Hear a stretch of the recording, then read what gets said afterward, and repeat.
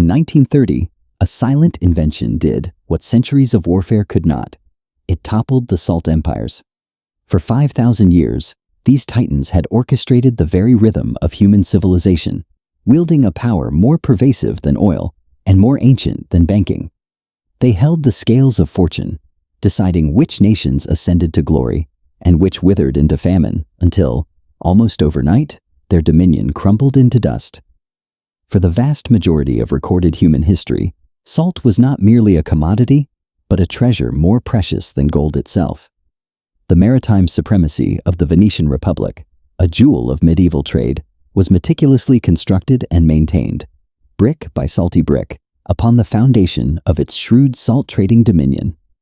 Even the mighty British Empire, at the zenith of its global reach, found its grip on India challenged and ultimately loosened by its oppressive taxation of salt, sparking revolutions that would echo through history and eventually drive them from the subcontinent. For 50 centuries, the entity, nation, or network that commanded salt held sway over the intricate flow of commerce, safeguarded the very preservation of food, and dictated the fundamental survival of populations. The historical landscape was quite literally carved by salt. Invisible arteries of commerce, salt routes, traversed continents, shaping early trade routes and settlement patterns. Taxes levied on this indispensable mineral swelled state coffers, funding the mightiest armies and raising the most opulent palaces. Monopolies on salt were potent enough to topple entrenched governments and crown new kings, at shifting the balance of power with chilling efficiency. Then, with a quiet hum, refrigeration arrived. Within a mere 2 decades, the substance that had been the most powerful commercial force in human history, an absolute necessity for life, plummeted in value, becoming a mundane commodity available for mere pennies at any neighborhood grocery store. The velocity of this economic collapse was truly unprecedented, a dizzying plunge unmatched in economic annals, swifter than the fall of any empire, more absolute and devastating than any military conquest. To understand the magnitude of this collapse, we must first look at the world just moments before the fall, when the sun had not yet set on these salty dominions. By 1920, the sprawling tendrils of salt empires still stretched across every inhabited continent, and a testament to their enduring power. The British Empire, for instance, controlled immense salt works in India, employing a staggering 2 million people whose lives revolved around its extraction and processing. In West Africa, the French colonial administration weaponized salt as a primary tool of fiscal control. While gold shimmered in the mines, the salt tax provided a far more consistent and pervasive stream of revenue, funding the very machinery of colonial occupation. German chemical companies had ingeniously transformed salt into the very bedrock of modern industry, pioneering its use in manufacturing processes that defined the industrial age. Across the vast American Great Lakes region, powerful salt barons commanded private armies, not just for protection, but to enforce their territorial and market dominance. And these weren't merely businesses in the conventional sense.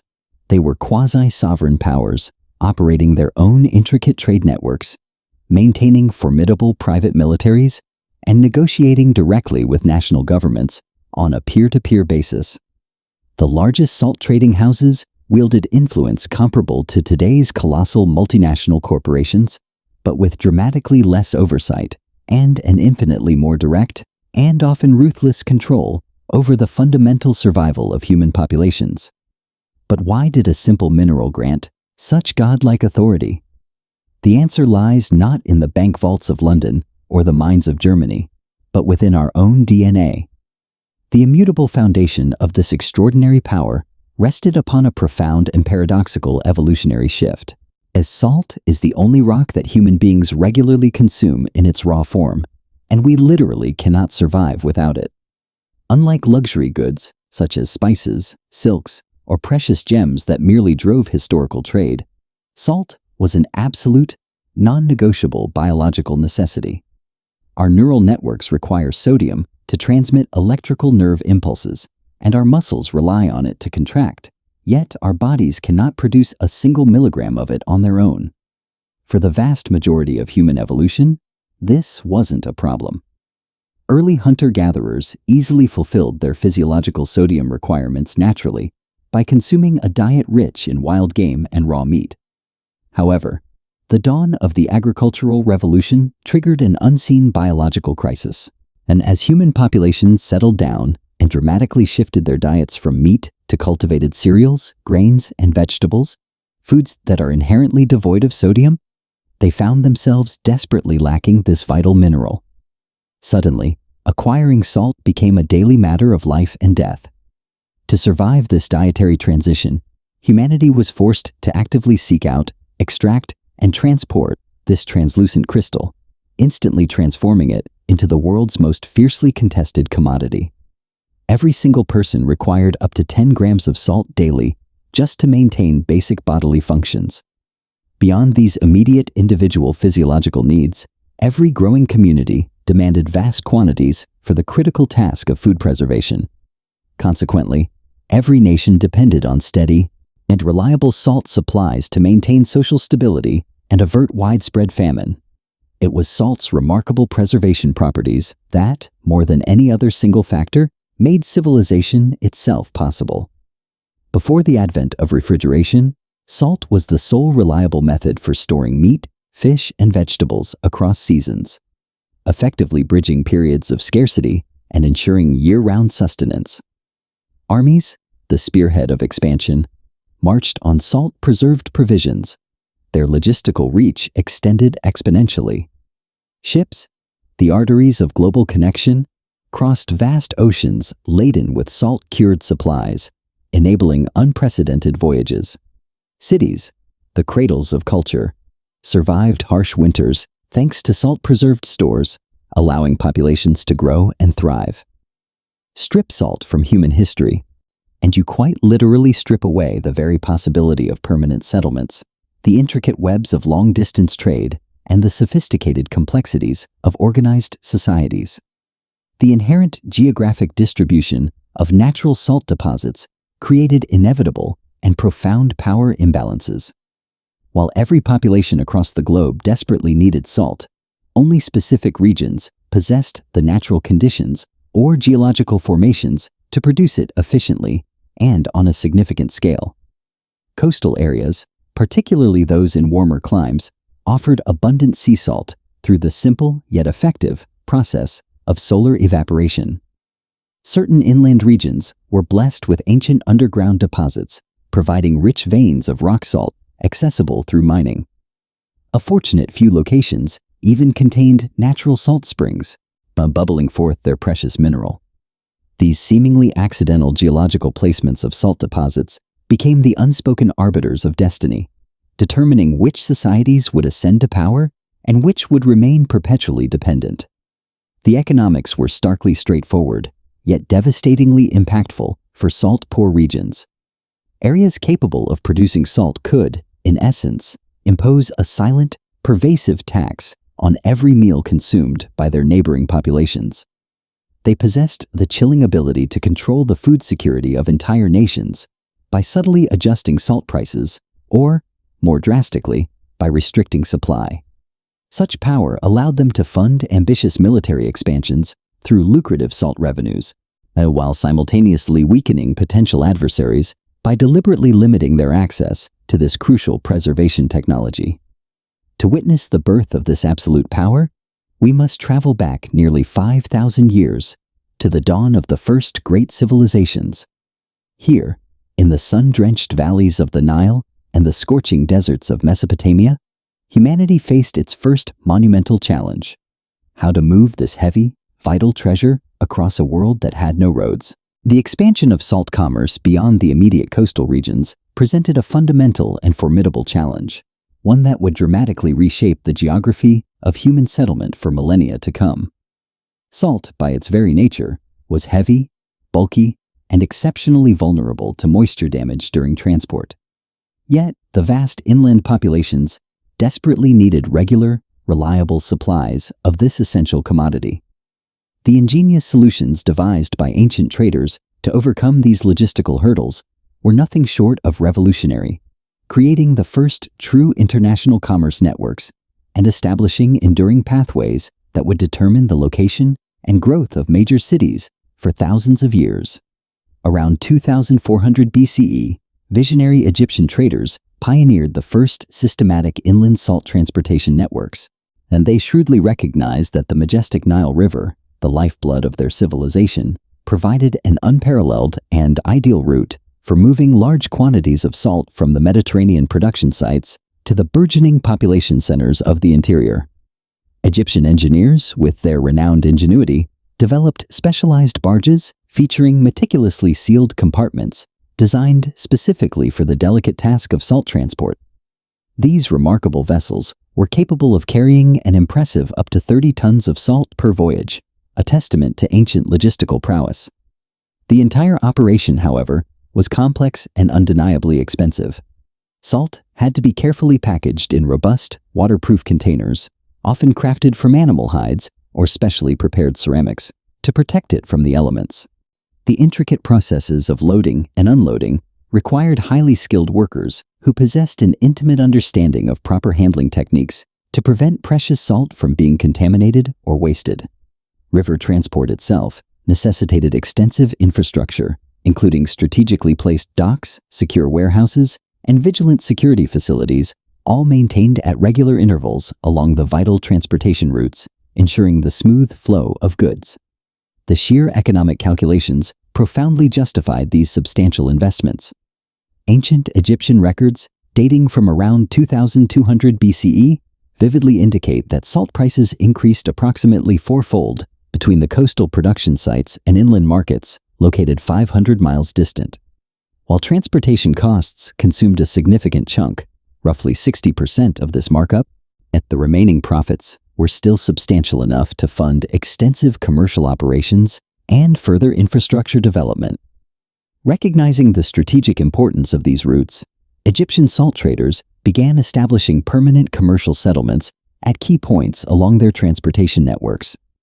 These trading posts served multiple critical functions.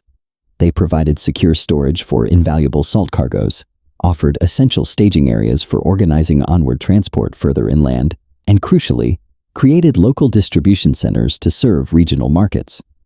Many of these flourishing trading settlements, over time, organically developed into major cities as other commercial activities naturally clustered around the established and reliable salt trade infrastructure. But the river's reach ended where the burning sands began.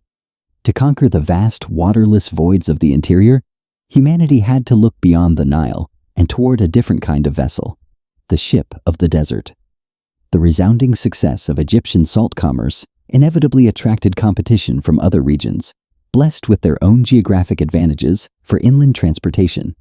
Resourceful Mesopotamian traders developed ambitious overland salt routes, initially utilizing resilient donkey caravans, and later the iconic camel, the ships of the desert, to bridge the gap between isolated oases and the great rivers. While these caravans could carry smaller individual loads than the capacious river barges, their invaluable advantage lay in their ability to access isolated markets that waterway transportation could never hope to reach.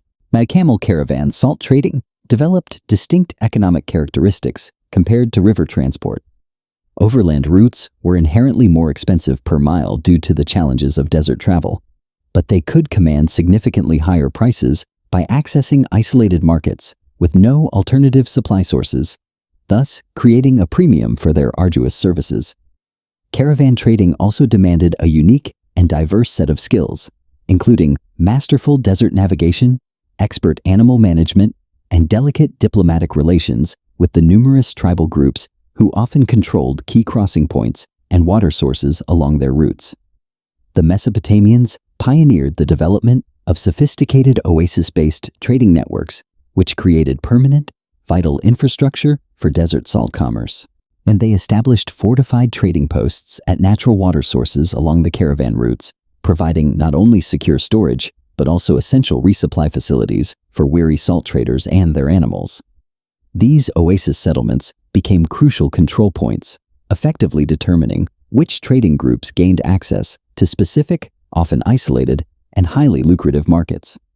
By 2000 BCE, a complex tapestry of competing salt trading networks had meticulously established routes connecting virtually every major population center across the Mediterranean and Near Eastern regions.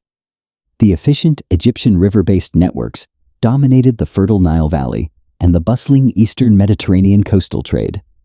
Meanwhile, the resilient Mesopotamian caravan networks held sway over the vast desert routes, and stretching from the Persian Gulf all the way to the Levantine coast. Concurrently, the intrepid Phoenician maritime networks elegantly linked coastal production sites with far-flung island markets and distant colonial settlements, extending the reach of salt commerce across the seas. The vibrant competition between these powerful networks became a powerful catalyst, driving rapid innovations in transportation technology and commercial organization. Traders developed increasingly sophisticated preservation techniques, not just for the salt itself, but for protecting it meticulously during long-distance transport, ensuring its quality upon arrival. They established standardized weights and measures, a crucial development that allowed for efficient and fair trade between disparate regional networks, fostering trust and streamlining transactions. This competitive dynamic also fueled an insatiable drive for expansion into previously untapped markets.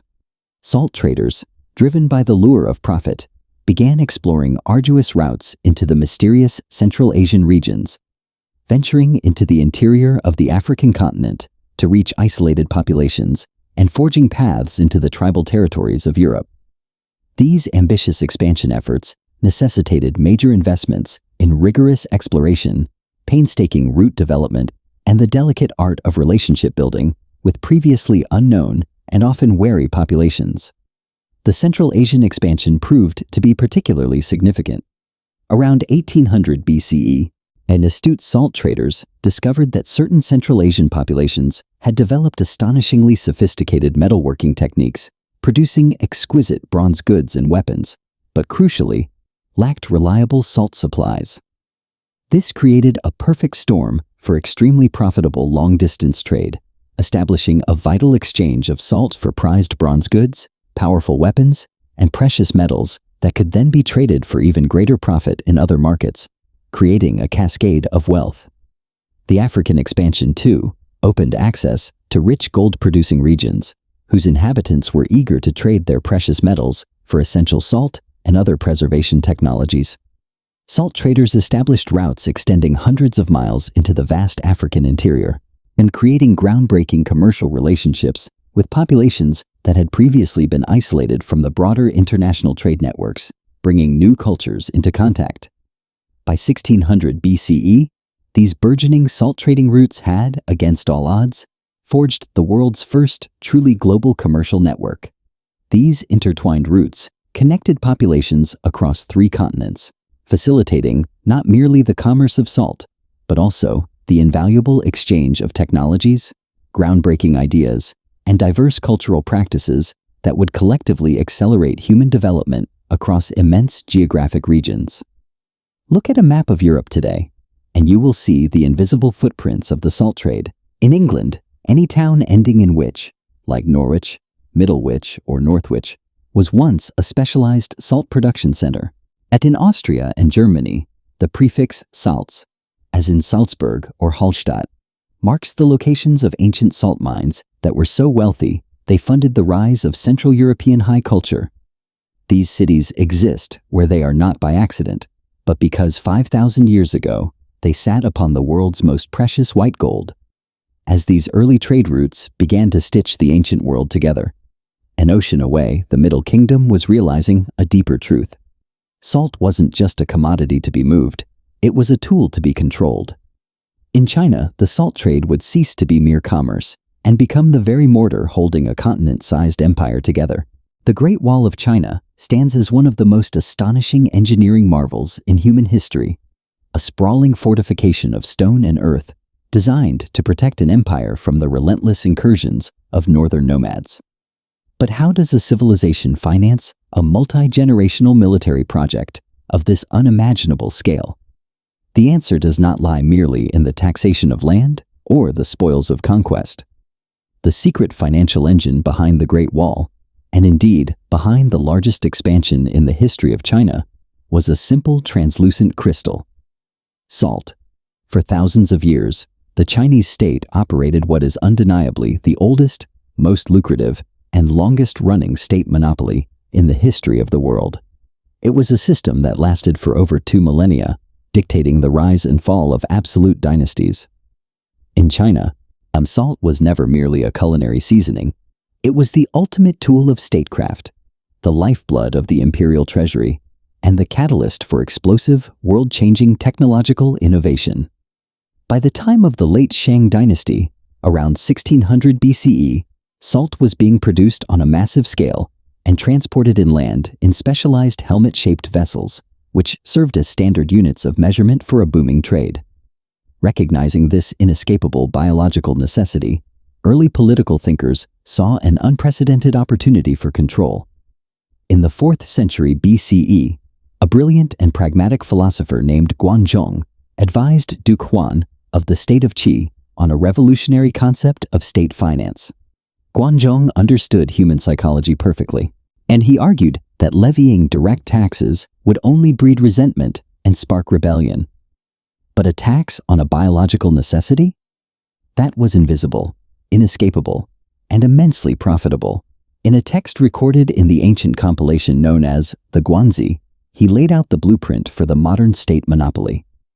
If you were going to issue an order, I am going to collect head money upon all of you people, both adults and children, they would certainly remonstrate loudly and angrily against you. However, he explained, if the state took firm control of salt, the people could not possibly dodge the tax, allowing the government to take a profit of 100 times over without facing a peasant uprising. This theoretical framework became imperial reality in 119 BCE. Emperor Wu of the Han Dynasty found himself embroiled in massive, ruinously expensive wars of expansion against the nomadic Xiongnu tribes of the northern steppes.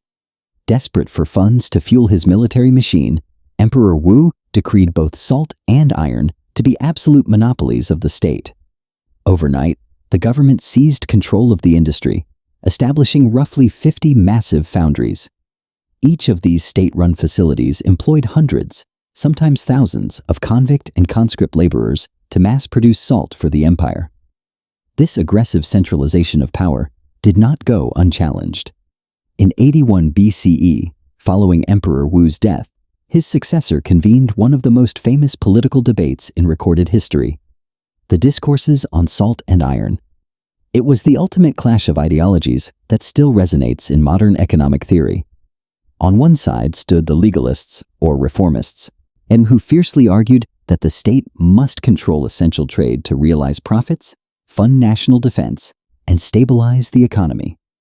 On the opposing side were the Confucian moralists, who furiously countered that a government seeking to make a profit was effectively stealing from its own people. They argued that state commerce promoted dishonesty, undermined the moral fabric of society, and that a minimalist government was the only virtuous path. The legalists won the debate. Salt remained a state monopoly, providing a major and indispensable part of government revenue for the remainder of the Han Dynasty's rule. But this insatiable appetite for revenue demanded more than just legal decrees.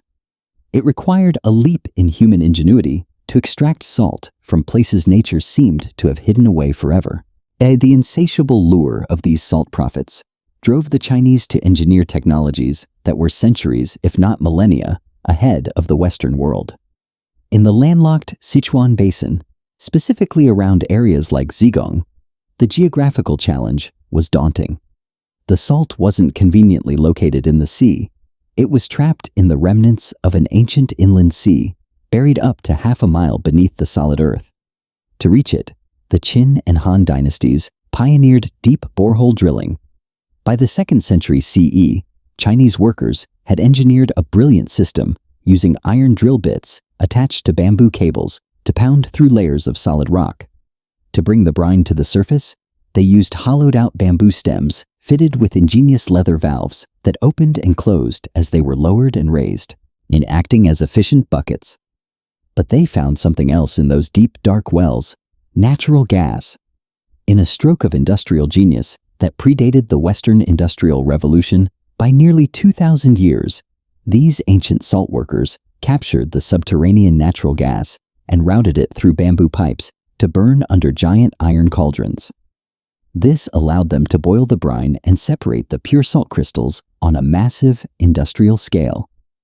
The renowned 11th century poet and official Su Shi marveled at this technology, noting how the leather valves worked like lungs, bringing up dozens of gallons of brine at a time, proving that where profit is to be had, people do not fail to know about it. This technological mastery secured the empire's wealth, but the true administrative perfection of the salt monopoly occurred during the Tang dynasty in the 8th century. The empire was teetering on the brink of collapse following the devastating Anxi rebellion, which had drained the treasury and shattered the central government's control over local land taxes. Salvation came in the form of Chancellor Liu Yan, an economic visionary who completely restructured the salt trade. Instead of the government managing every single aspect of production and retail, which was highly inefficient, Liu Yan introduced the principle of official supervision and merchant transportation. Under this new system, the government took strict control of the coastal salt marshes in regions like northern Jiangsu, forced laborers to produce the salt, and then sold it exclusively to private merchants at massively inflated monopoly prices. These merchants were then granted the right to transport and retail the salt across the empire, passing the exorbitant, hidden tax onto the everyday consumer. It was an absolute masterpiece of indirect taxation. The revenue was reliably collected in advance, and the state didn't have to deal with the logistical nightmare of retail distribution. In the last century of Tang rule, this system was so wildly successful that salt single-handedly provided more than half of the entire government's annual revenue, artificially prolonging the life of the dynasty. However, the human cost of this white gold was staggering. Because the state's monopoly made legal salt incredibly expensive, a massive, highly organized, and violently contested black market emerged. The local bandits and powerful rebel leaders thrived on salt smuggling to finance their insurrections. Huang Chao, a notorious rebel who brought the Tang dynasty to its knees in the late 9th century, was famously a failed civil service exam candidate who had built his fortune and private army as an illicit salt merchant. The suffering of the common people under the crushing weight of salt taxes became a recurring theme in Chinese literature and political critique. During the Song dynasty, the reformist minister Wang Anxi aggressively expanded the salt monopoly to fund state loans and rural programs. His political rival, the aforementioned poet Su Shi, was actually arrested for defaming the emperor after writing a heartbreaking poem about an old man who felt guilty for enjoying the taste of spring vegetables. And the poet revealed the tragic truth. The old man wasn't a refined gourmet. He simply hadn't been able to afford a single grain of salt for 3 entire months.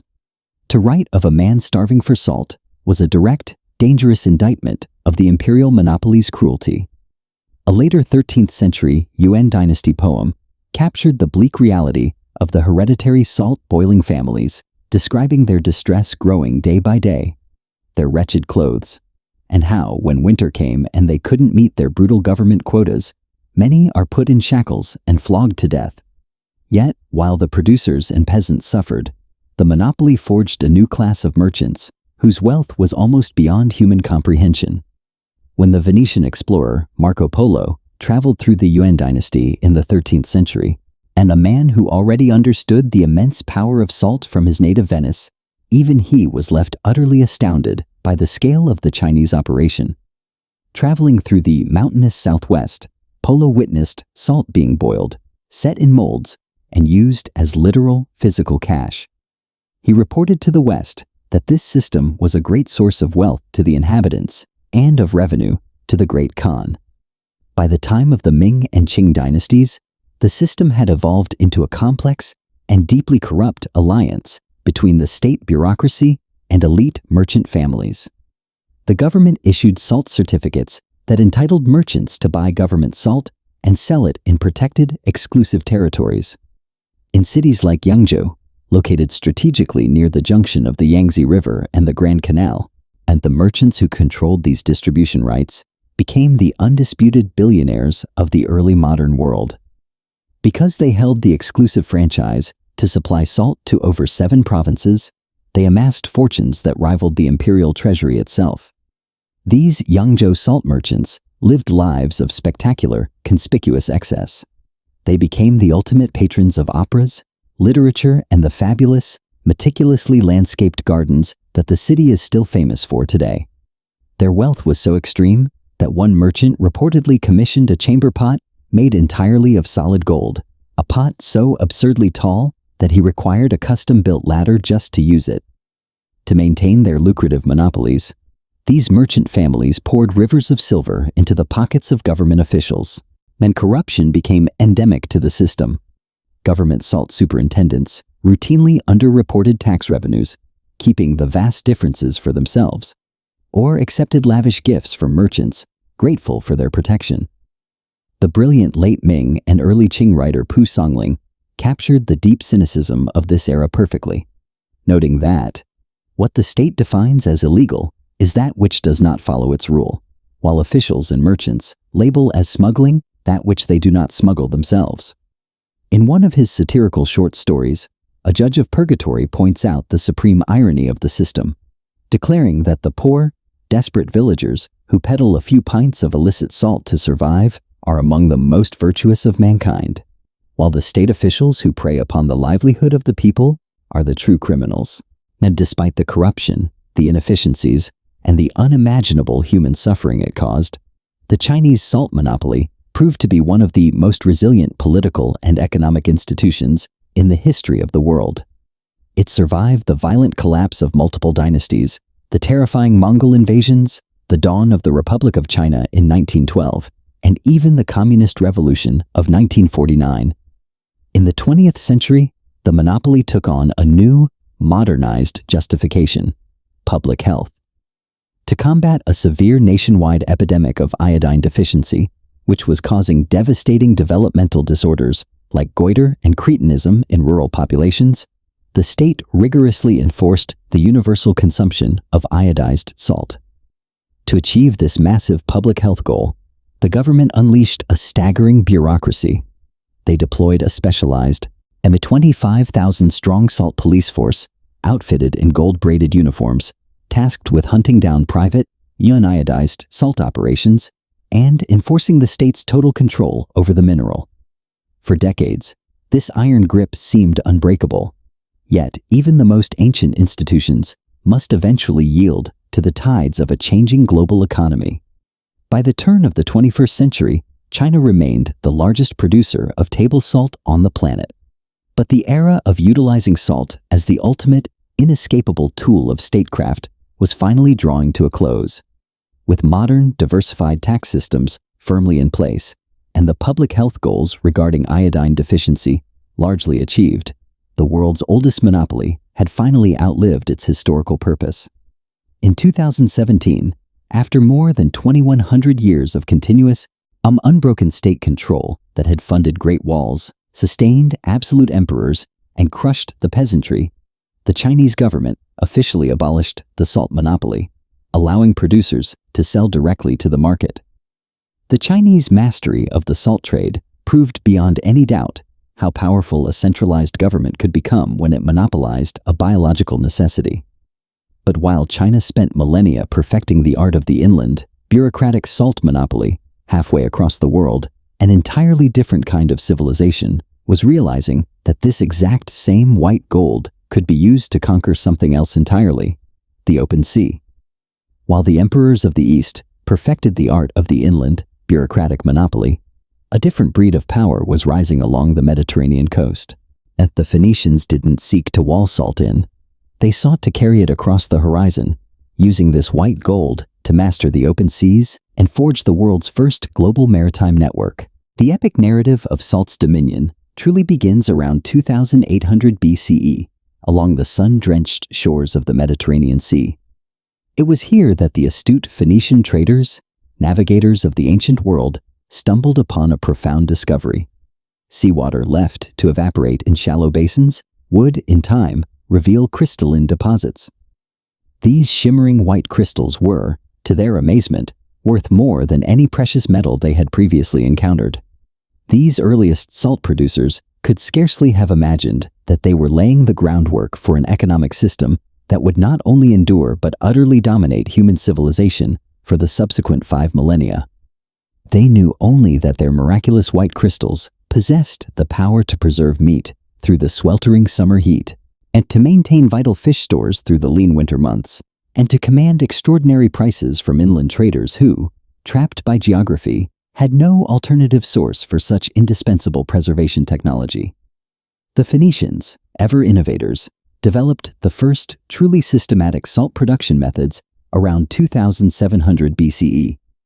Along their sun-kissed coastlines, they meticulously constructed elaborate systems of terraced salt pans, channeling the clear seawater into shallow, sun-baked basins.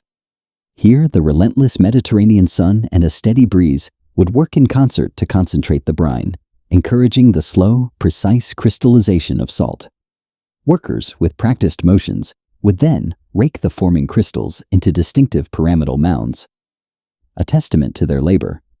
The finished salt, now ready for its journey, was carefully packaged into robust ceramic containers, preparing it for transport into the hungry markets of the interior.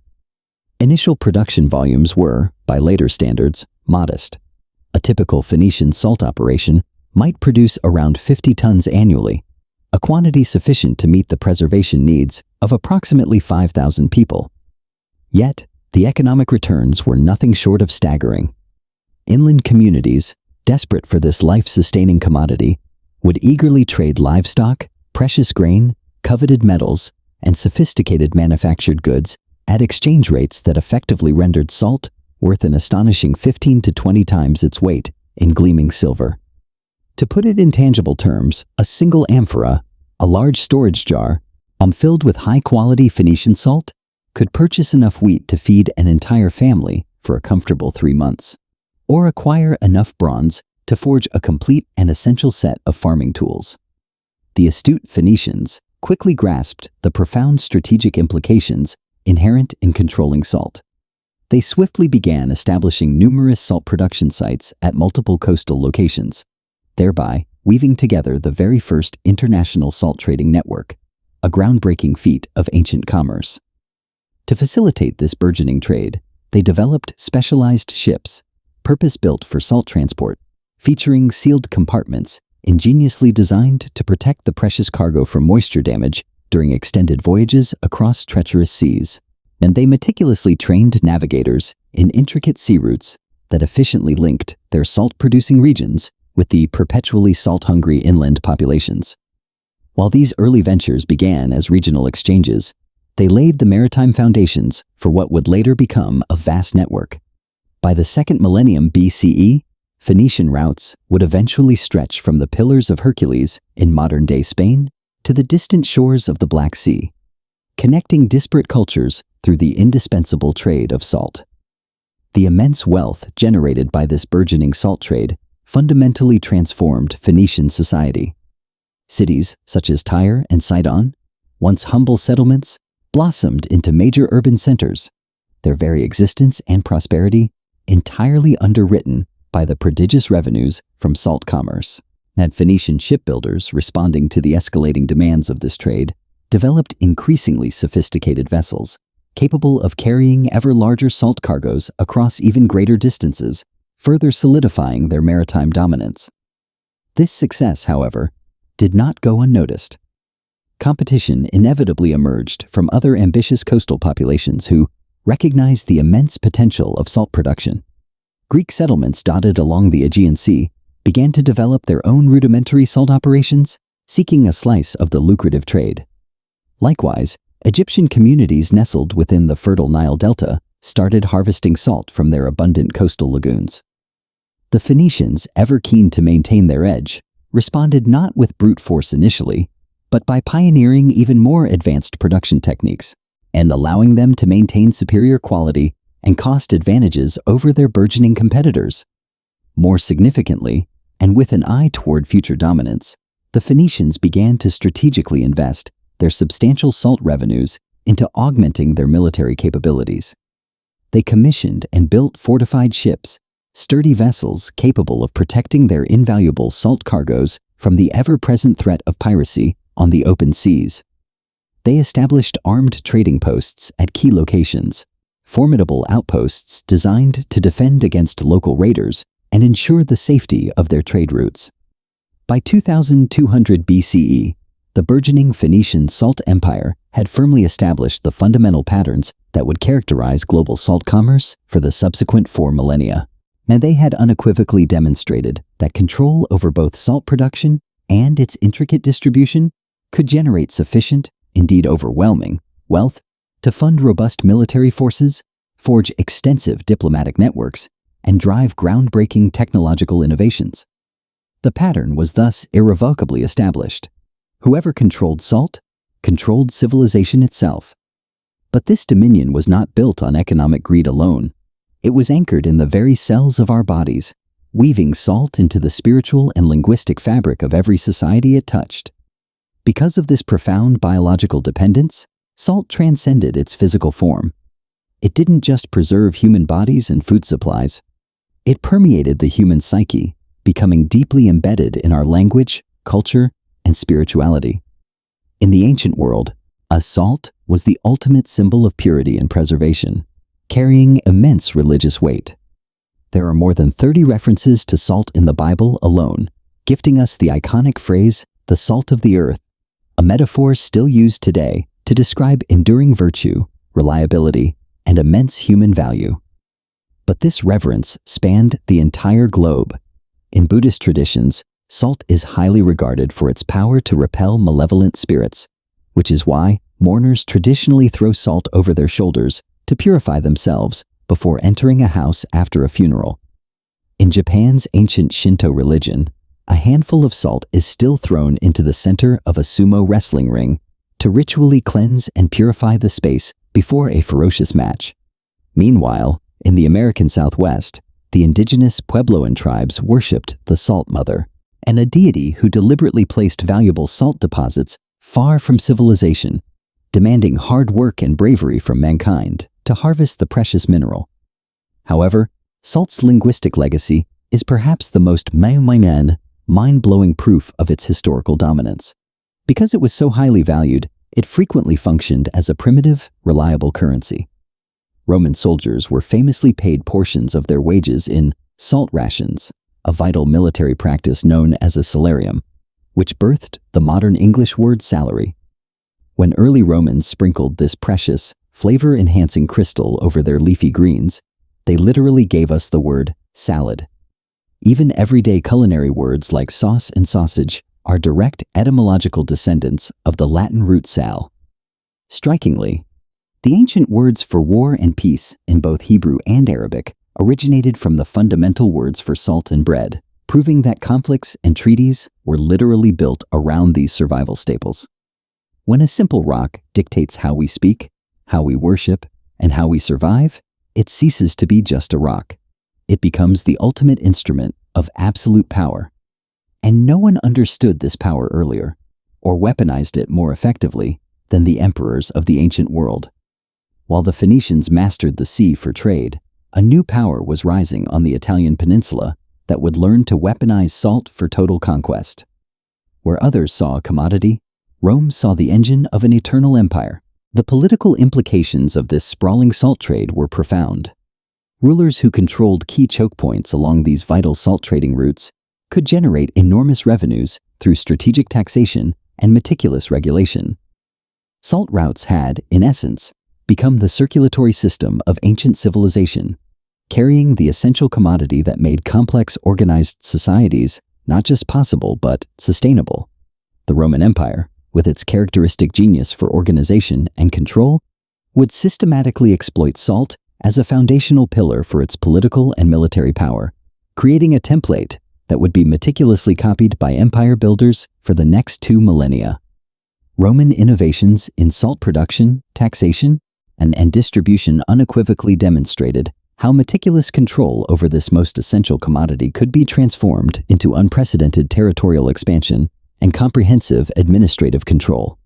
Roman salt operations humbly began around 753 BCE with small-scale production facilities nestled along the Italian coastline, particularly near the mouth of the Tiber River.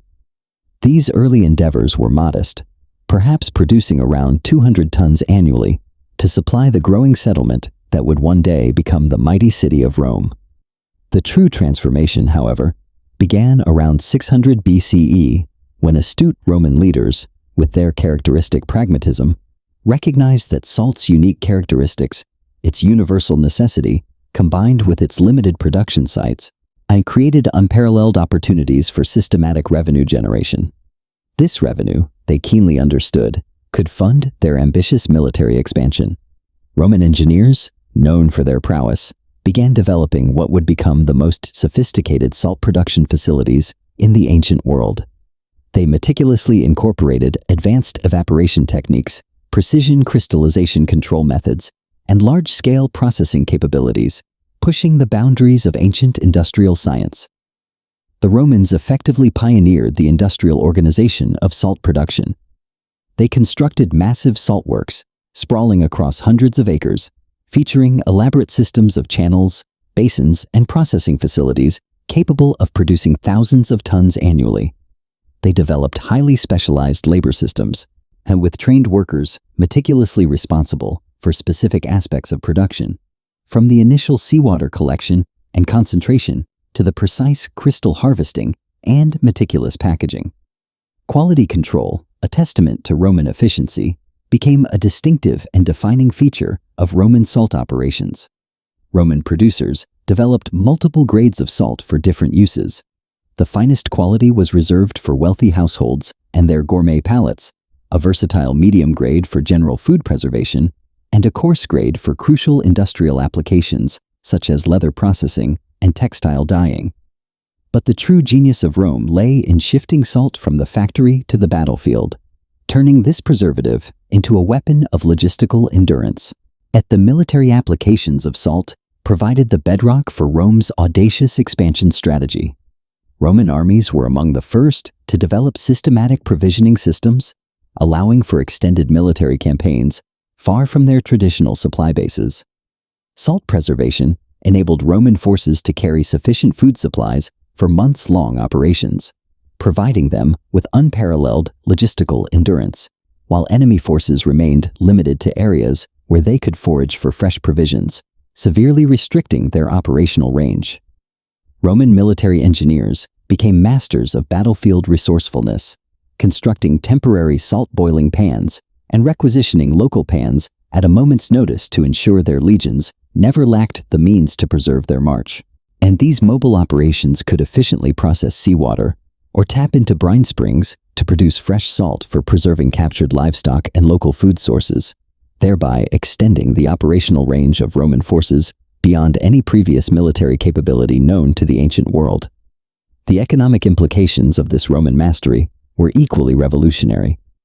Around 500 BCE, Roman authorities implemented the first truly systematic salt taxation system, imposing judicious levies on both production and distribution that generated substantial and reliable revenues for the state treasury. These crucial salt taxes provided vital funding for ambitious road construction projects, the procurement of military equipment, the payment of administrative salaries, and the grand public works projects that visibly strengthened Roman control over newly conquered territories. Roman salt taxation, remarkably, was sophisticated for its era. Tax rates varied by salt quality and its intended use, with luxurious grades taxed at higher rates than the basic preservation salt, a clear sign of their understanding of market segmentation. Tax collection was centralized through a course of professional administrators who maintained detailed and meticulous records of production volumes, intricate distribution patterns, and impressive revenue generation. Roman expansion strategy explicitly incorporated salt considerations. Roman military commanders consistently prioritized the conquest of salt-producing regions and established secure, ironclad control over vital salt transportation routes. A Roman colonial administration heavily focused on developing salt production capabilities in newly conquered territories, serving the dual purpose of supplying local Roman populations and, crucially, generating substantial revenues for the imperial treasury. The Roman salt monopoly system became increasingly sophisticated over time. By 400 BCE, Roman authorities had established exclusive control over all salt production and distribution throughout Italian territories. Private salt trading was strictly prohibited, and all salt commerce was conducted through government-controlled operations that ensured maximum revenue generation for the state. Roman salt distribution networks extended across the entire Mediterranean region by 200 BCE, a logistical marvel.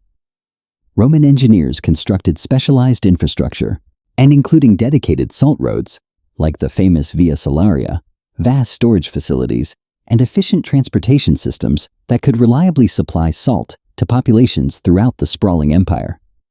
The immense wealth generated by these meticulous salt operations funded some of the most impressive and enduring achievements of Roman civilization. Salt revenues contributed directly to the construction of their legendary roads, their magnificent aqueducts, their iconic public buildings, and the formidable military fortifications that powerfully demonstrated Roman might to all subject populations. By 100 BCE, Roman salt operations had demonstrated the full, terrifying potential of systematic commodity control as an unshakable foundation for imperial power.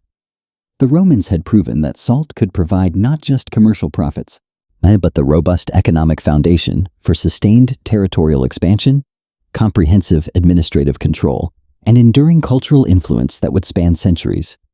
Roman salt empires, a testament to their organizational genius, lasted for over 800 years, demonstrating the unparalleled durability of salt-based power when properly organized and systematically exploited. The Roman Empire's obsession with salt didn't just build roads, it built the very language you speak today. Every time you talk about your salary, you are referencing the Roman salarium, the salt money paid to soldiers.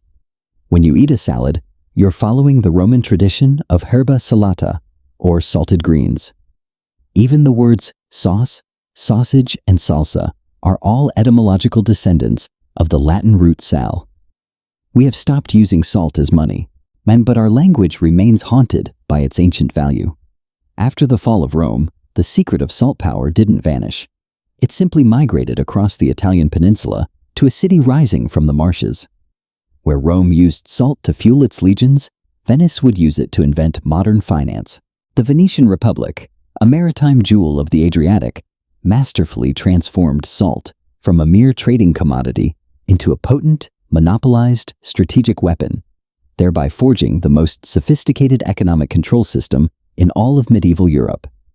Between the 11th and 15th centuries CE, Venetian salt operations evolved from modest commercial enterprises into a comprehensive, intricate system of market manipulation.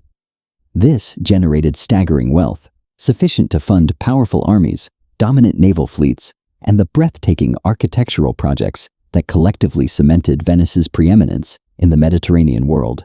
And Venetian salt monopolization began in earnest around 1050 CE, when the shrewd leaders of the Republic recognized that their unique geographic position afforded them unparalleled opportunities for controlling salt distribution to the burgeoning markets of Northern Europe. Venice possessed excellent, direct access to the rich Mediterranean salt production sites, while crucially controlling the key alpine passes that provided the only practical and economically viable routes for transporting salt to the thirsty populations of Germany, Austria, and Eastern Europe. The Venetians developed the first truly systematic approach to monopoly creation and its rigorous maintenance. They began by establishing exclusive trading agreements with salt producers across the vast Mediterranean, guaranteeing the purchase of their entire annual productions. And in return, the producers received guaranteed prices and, critically, granted Venice exclusive distribution rights for their salt. These astute agreements effectively eliminated competitions between different production sites, granting Venice unified and unparalleled control over the entire supply availability of this vital commodity. Venetian merchants, known for their acumen, invested heavily in transportation infrastructure specifically designed for the demanding requirements of salt commerce. They constructed specialized ships equipped with sealed cargo holds, engineered to meticulously protect salt from insidious moisture damage during extended voyages across temperamental seas. They also built vast warehouses featuring advanced ventilation and humidity control systems, capable of storing immense quantities of salt for long periods without any deterioration, ensuring quality and readiness for market. The sheer economic scale of Venetian salt operations was utterly unprecedented in medieval Europe. By 1200 CE, Venice was importing over 5,000 tons of salt annually from production sites scattered across the Mediterranean. Venetian warehouses, marvels of logistics, could store enough salt to supply the entirety of northern European markets for entire years, providing the Republic with complete control over supply timing and, crucially, pricing decisions. Venetian salt pricing strategies were not merely sophisticated, they were ruthless in their effectiveness. They maintained artificially high prices in markets where they knew there were no alternative supply sources, and maximizing profits from captive customers. Conversely, they employed selective price cuts, strategically deployed to eliminate any nascent competitors who dared to attempt establishing alternative distribution networks. They meticulously coordinated pricing across multiple markets to maximize overall revenues while actively preventing the emergence of any parallel trading systems that could undermine their dominance. The Venetians pioneered the innovative use of financial instruments for sophisticated commodity market manipulation.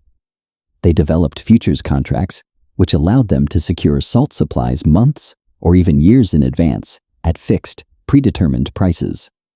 They would then sell these supplies at dynamic market rates, which they themselves could influence through their ironclad control over distribution. And they also ingeniously employed credit systems to bind customers to exclusive purchasing agreements, effectively preventing those customers from seeking out alternative suppliers, thus tightening their monopolistic grip. Market intelligence became an absolutely crucial component of Venetian salt operations. Venice maintained extensive networks of informants throughout Europe, a sophisticated web of spies who provided detailed, up-to-the-minute information about local salt supplies, consumption patterns, and most importantly, the activities of potential competitors. The Venetians also developed innovative vertical integration strategies that extended their control far beyond simple trading operations. They began investing directly in salt production facilities, on providing essential capital for expanding existing operations and establishing new production sites, all in exchange for guaranteed supply agreements. They systematically acquired shipping companies, warehouses, and the vital financial institutions that supported salt commerce, thereby creating comprehensive and unassailable control over every single aspect of the salt trade, from source to consumer. Political manipulation, subtle yet potent, invariably accompanied their economic control. Venice skillfully utilized its vast salt revenues to fund extensive diplomatic operations, actively influencing government policies in key salt-consuming regions. They provided loans to cash-strapped rulers, always in exchange for favorable trading regulations that cemented their monopoly. But how exactly did a city with no land and no natural resources fund an empire of this magnitude? The secret lay in a powerful and ruthless government agency known as the Magistrato al Sal, or the Salt Magistrate. The Venetians realized early on that there was vastly more power in controlling the trade of salt than in actually enduring the hard labor of producing it. So, between 1250 and 1280, the state essentially abandoned its own salt production and engineered a massive, state-sponsored price-fixing scheme. Under a strict policy known as the Ordo Salis, Venetian merchants were legally mandated to bring salt back to the city as ballast in their ships. To make this irresistible, the Magistrato al Sal offered a mind-blowing subsidy. Here is how the math worked. A merchant would typically buy a ton of salt at a foreign source for just 1 ducat, and spend about 3 ducats to ship it back to the lagoon.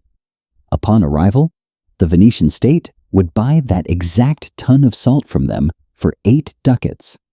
This guaranteed an instant, massive profit of 4 ducats for the merchant, a system that essentially greased the wheels of the entire Venetian economy and enriched the merchant class. But the state wasn't losing money, not even close. Venice would take that same ton of salt, hoard it in massive, reinforced warehouses called saloni, and then sell it to landlocked European cities for an astronomical 33 ducats per ton. That is a staggering profit margin of over 21 ducats per ton. This torrent of white gold became the fiscal motor of the Venetian Empire. It directly funded the arsenale and a massive 60-acre state-controlled military-industrial complex that churned out the most feared naval fleet in the Mediterranean, ensuring no ship could move in the Adriatic without Venice's permission. Beyond military might, these exact salt profits paid for the Italian Renaissance in Venice. The breathtaking architecture, the immortal sculptures, the paintings, and the construction of iconic landmarks like St. Mark's Basilica and the Doge's Palace were all financed by this monopoly. In Venice, salt didn't just season food, it literally built a superpower, brick by salty brick. By 1300 CE, Venetian salt operations had become so dominant that any disruptions to their intricate supply networks could trigger widespread food crises across northern Europe. Venice possessed what modern economists would now unequivocally recognize as near-complete market power over an essential commodity, wielding the chilling ability to influence prices and availability across vast geographic regions, holding entire populations in its sway. The very success of this powerful monopoly, however, attracted increasing and wary attention from other European rulers, who recognized both the immense revenues that salt control could generate and the profound strategic vulnerabilities created by their utter dependence on Venetian supplies. Multiple kingdoms, now acutely aware of their precarious position, began desperately attempting to develop alternative salt sources or establish independent distribution networks that could bypass Venetian control and liberate their economies. Venice, ever vigilant, responded to these competitive threats with increasingly aggressive tactics.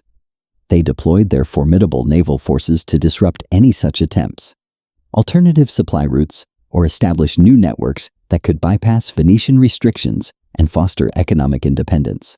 Venice, ever vigilant and fiercely protective of its lucrative trade, responded to these competitive threats with increasingly aggressive and sophisticated tactics.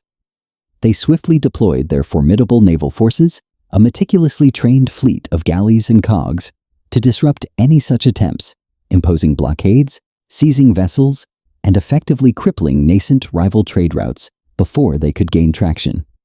Beyond direct military intervention, Venice also extended substantial financial support to its allies, leveraging diplomatic influence and economic incentives to pressure its competitors. This web of alliances and financial leverage allowed Venice to exert control without always resorting to open warfare, creating a powerful economic hegemony. The demanding technological requirements for maintaining this expansive and long-lasting monopoly drove continuous innovation that extended far beyond mere trade logistics. Venetian shipbuilders, for instance, became pioneers in maritime engineering, developing increasingly sophisticated and robust vessels. These included the famed round ships, cogs, for bulk cargo, and the agile galleys for defense and rapid transport, all capable of carrying larger cargoes more efficiently and navigating diverse waters with greater reliability. And this constant drive for efficiency and control permeated every aspect of their salt operations, from innovative warehousing solutions to advanced navigation techniques. By 1400 CE, the Venetian salt monopoly had unequivocally demonstrated the full, transformative potential of systematic market control as a bedrock for both political and economic power. Venice, a city-state built on trade rather than vast territorial conquest, had proven that the calculated monopolization of essential commodities could generate immense wealth and wield influence comparable to sprawling territorial empires. Crucially, this unique model achieved its power while requiring significantly fewer military resources for occupation and remarkably lower administrative expenses than maintaining traditional land-based dominions. This potent Venetian model would, and over the subsequent centuries, inspire numerous attempts at similar commodity monopolization across Europe and beyond, influencing colonial powers in their quest for control over resources like spices, sugar, and minerals. Though few would ever achieve the comprehensive market control, strategic cunning, and sustained profitability that characterized Venice's salt operations, the ingenuity of their approach was undeniable. Venice's enduring salt empire, a testament to its unparalleled strategic foresight and ruthless execution, lasted for over 4 centuries, cementing its place as one of the longest-running and most successful monopolies in economic history. But as Venice locked the gates of the Mediterranean, the rest of Europe was forced to find a new path. And this hunger for salt would push humanity into the terrifying unknown of the Atlantic, turning a preservation crisis into an age of discovery. As the Venetian Republic maintained its iron grip over the Mediterranean salt trade, rival European powers were forced to turn their gaze outward toward the vast, terrifying expanses of the Atlantic. The subsequent era, famously known as the Age of Discovery, is often romanticized as a period driven by insatiable human curiosity and the glorious quest for exotic spices. In reality, it was an era fundamentally underwritten by the brutal logistics of salt. Without this humble mineral, the long, perilous voyages to Africa, Asia, and the Americas would have been biologically impossible. Portuguese navigators, for example, relied heavily on the rich salt pans of Setúbal and Aveiro to preserve the massive quantities of meat, fish, and ship's biscuits required to keep crews alive at sea for months at a time. But salt's true power in shaping the modern map was revealed at the end of the 15th century, when European fleets stumbled upon the Grand Banks of Newfoundland. The frigid waters of the North Atlantic were teeming with unimaginable quantities of cod. But catching the fish was only half the battle. Getting it back to the European markets before it rotted was the true economic challenge. The Portuguese and Spanish fleets, possessing abundant and cheap salt from their sunny coastlines, adopted a wet method, heavily packing the cod with salt in barrels directly on board their ships. However, the French and English fleets lacked this massive supply of cheap solar salt. To preserve their catch, they were forced to adopt a dry or shore salting method.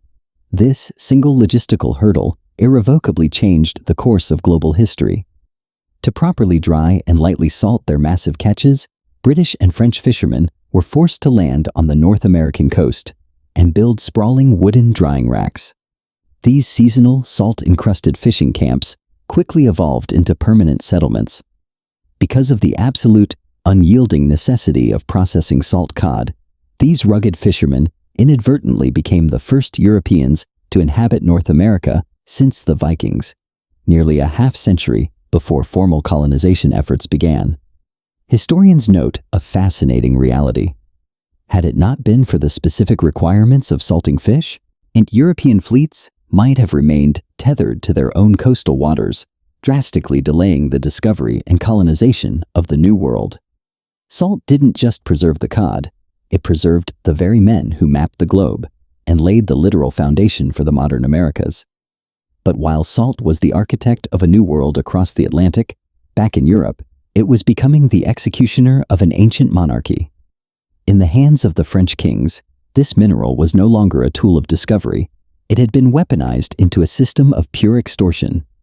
While the Venetian Republic brilliantly wielded its salt monopoly to build an empire of art and naval supremacy, another European power used the exact same commodity to inadvertently destroy its own monarchy. In France, the salt tax, known as the infamous gabelle du sel, became one of the most unequal and despised forms of revenue generation in the country's history.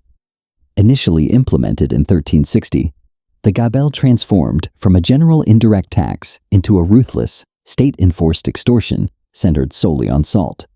The royal decree was absolute. Every single French citizen over the age of 8 was legally required to purchase a minimum amount of government-sanctioned salt annually. It was a policy that effectively criminalized poverty. The true cruelty, however, lay in the pricing. In the region surrounding Paris, known ominously as the Pays de Grande Gabelle, the country of high salt tax, the levy was so severe that salt was sold for an astonishing 10 times its actual cost. At earlier points in history, this markup was even more mind-boggling. Between 1630 and 1710, the tax pushed the price from 14 times to an unimaginable 140 times the cost of production. Because the tax was not based on income but on social class, the crushing weight of the gabelle fell almost entirely on the shoulders of small farmers and the urban poor. This massive price discrepancy turned the French countryside into a battleground. Smuggling became a way of life, as desperate citizens bought salt in low-tax areas and illegally transported it to regions where the legal price was artificially inflated. But the monarchy's greed was planting the seeds of its own violent destruction. Modern economic analysis reveals a shocking reality. Between 1750 and 1789, just moving across a border from a low-tax area into a high-tax salt zone increased the likelihood of violent riots by a staggering 68%. And the breaking point arrived in the 1780s. Severe droughts followed by brutally harsh winters devastated crop yields, sending wheat prices soaring. This environmental catastrophe acted as a spark on a peasant population whose land and livelihoods had already been parched by decades of extractive salt taxation. When the French Revolution finally erupted with the storming of the Bastille in July 1789, the sheer, visceral hatred of the gabelle fueled the fires of rebellion. During the period of nationwide panic, known as the Great Fear, it was the municipalities suffocating under the highest salt taxes that submitted the most furious grievances to the king. The revolts propagated fastest and most violently in these heavily taxed regions.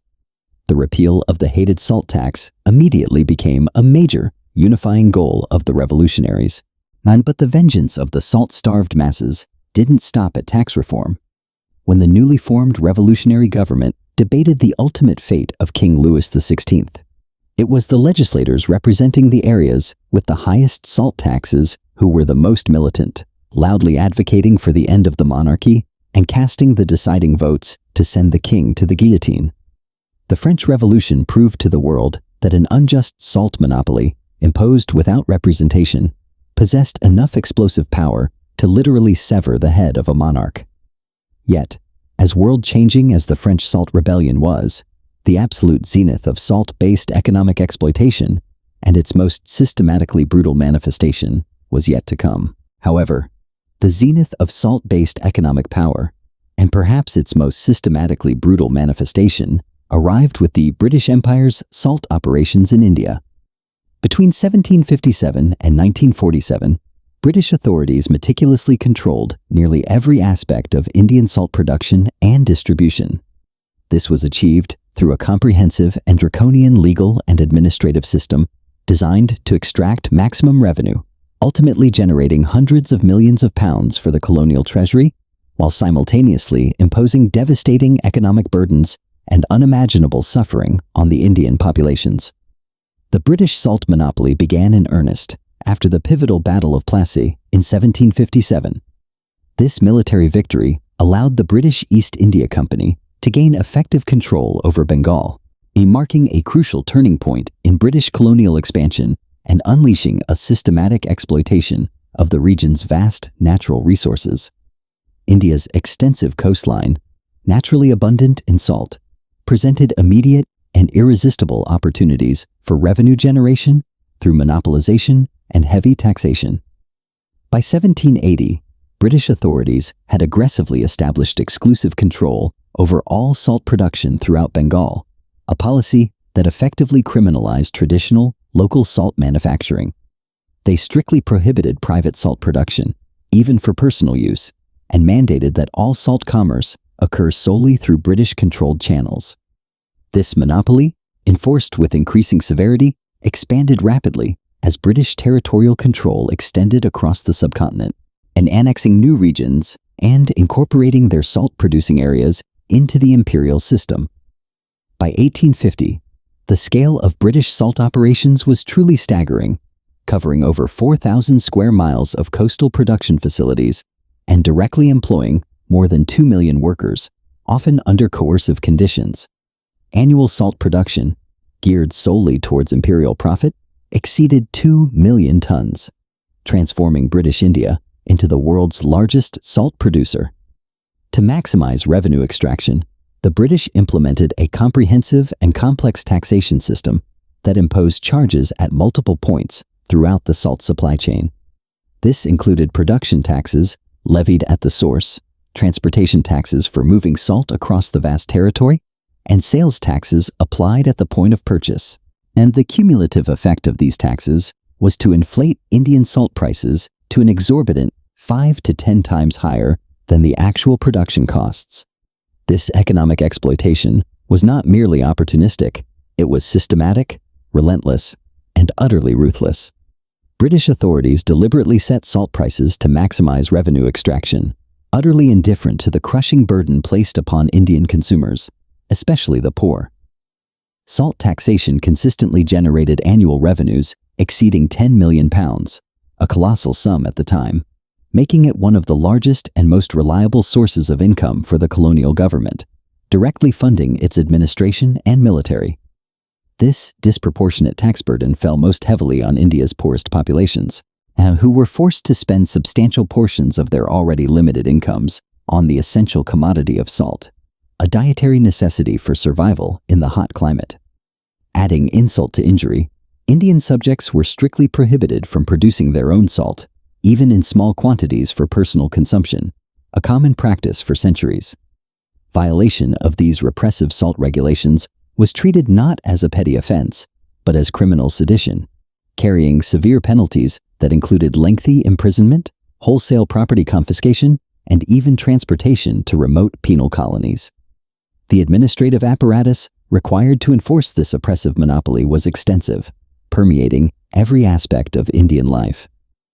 British authorities established a parallel police force comprised specifically of salt tax collectors, granting them broad, unchecked powers to search homes without warrants, confiscate property suspected of being used for illicit salt production, and arrest alleged violators. These officials, operating with minimal oversight and often driven by quotas, frequently abused their authority, employing intimidation and violence, which inevitably created widespread resentment and deep-seated animosity among Indian populations.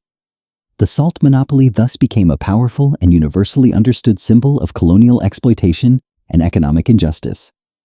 Indian nationalist leaders, recognizing its profound impact, understood that salt taxation represented a grievance that affected virtually every Indian, irrespective of region, religion, or social class. This universal burden made salt a uniquely effective focal point for anti-colonial resistance and political mobilization. Mahatma Gandhi's iconic Salt March in 1930 brilliantly transformed salt from a mere economic issue into a potent political weapon against British rule.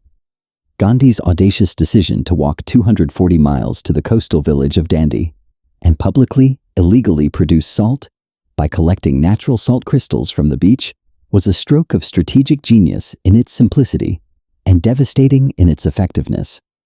The vivid image of Gandhi, a frail, determined figure, openly breaking unjust British salt laws, resonated globally, becoming one of the most powerful and enduring symbols of nonviolent anti-colonial resistance in modern history. The British response, characterized by mass arrests and brutal crackdowns, demonstrated both the critical importance of salt revenues to colonial finances and the ultimate political unsustainability of the monopoly in the face of widespread, determined civil disobedience.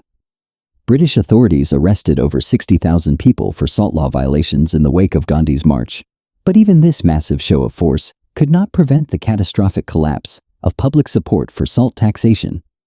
The moral authority of the British administration was irrevocably damaged, and the economic foundations of the salt monopoly were simultaneously being undermined by profound technological changes occurring worldwide. Refrigeration technology was rapidly eliminating traditional salt preservation markets in developed countries, and this transformative shift was beginning to ripple through Indian markets as well. By 1930, refrigeration equipment was being imported into India in increasing quantities, particularly in burgeoning urban areas where electric power infrastructure was slowly but steadily being developed. Desperate to maintain their dwindling salt revenues, the British attempted to adapt by expanding taxation to burgeoning industrial applications of salt and imposing even higher rates on the remaining traditional uses. However, these efforts proved profoundly counterproductive. The increased prices for traditional salt accelerated the adoption of alternative modern preservation methods, driving consumers away from salt-cured products faster than anticipated. By 1935, a growing sense of alarm pervaded British colonial officialdom, and with serious internal questions being raised about whether the vast and costly salt operations generated any net revenues at all after accounting for the gargantuan administrative and enforcement expenses. The extensive and oppressive enforcement apparatus, once a symbol of British might, had become economically unjustifiable as revenues plummeted and political resistance intensified with each passing year. Internal British government documents from this period vividly reveal the bureaucratic panic and deep anxiety as salt revenues collapsed. Colonial Secretary Leopold Amory, in a stark memo, noted in 1934 that the salt revenues, which had sustained Indian administration for generations, faced the very real prospect of disappearing entirely within a mere decade. Treasury officials, poring over increasingly bleak ledgers, had calculated that maintaining the entire salt monopoly infrastructure cost over £8 million annually by 1936, while actual revenues had horrifyingly fallen to just £6 million. By 1940, British salt revenues in India had declined to less than £2 million annually, representing a staggering 87% decline from their peak levels in 1920. While the British salt monopoly in India officially ended with Indian independence in 1947, its economic foundations had, in truth, collapsed over a decade earlier, primarily due to the twin forces of emerging refrigeration technology and relentless political resistance. The British experience in India served as a stark, undeniable demonstration that even the most comprehensive, ruthlessly enforced, and historically entrenched commodity monopolies could be utterly destroyed by the inexorable march of technological change, coupled with widespread political mobilization. The Indian salt monopoly, a brutal and systematic exploitation scheme, had lasted for a remarkable 190 years, but it proved fatally vulnerable to forces that British authorities could neither effectively control nor successfully resist. While the British Empire was wrestling with the winds of change in India, an entirely different salt saga had already unfolded across the Atlantic. Long before the first European sail appeared, the ancient civilizations of the Americas had already mastered the art of salt warfare. Across the vast expanses of the Atlantic, long before European galleons ever pierced the horizon, the indigenous civilizations of the Americas were already locked in their own fierce, bloody struggles over the continent's white gold. In the dense, unforgiving jungles of Mesoamerica, salt was not a luxury. It was an absolute biological necessity. For the millions of inhabitants of the Maya civilization, the sweltering tropical climate and grueling physical agricultural labor caused massive, dangerous sodium loss through sweat. The average Maya citizen required a significant daily intake of 8 to 10 grams of salt just to survive. To put this physiological demand into perspective, an early classic Maya city like Tikal, boasting a population of roughly 45,000 people, consumed an estimated 131.4 tons of salt every single year. However, nature had played a cruel geographical trick on the Maya. The vast interior of the southern Maya lowlands, including the dense rainforests of modern-day Guatemala and Belize, was remarkably devoid of natural salt deposits.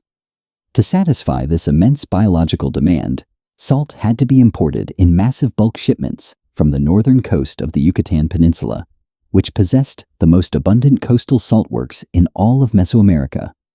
Using shallow solar evaporation ponds, the Yucatecan people specialized in salt collection, capitalizing on the sun and sea to establish a powerful monopoly over the entire regional salt industry.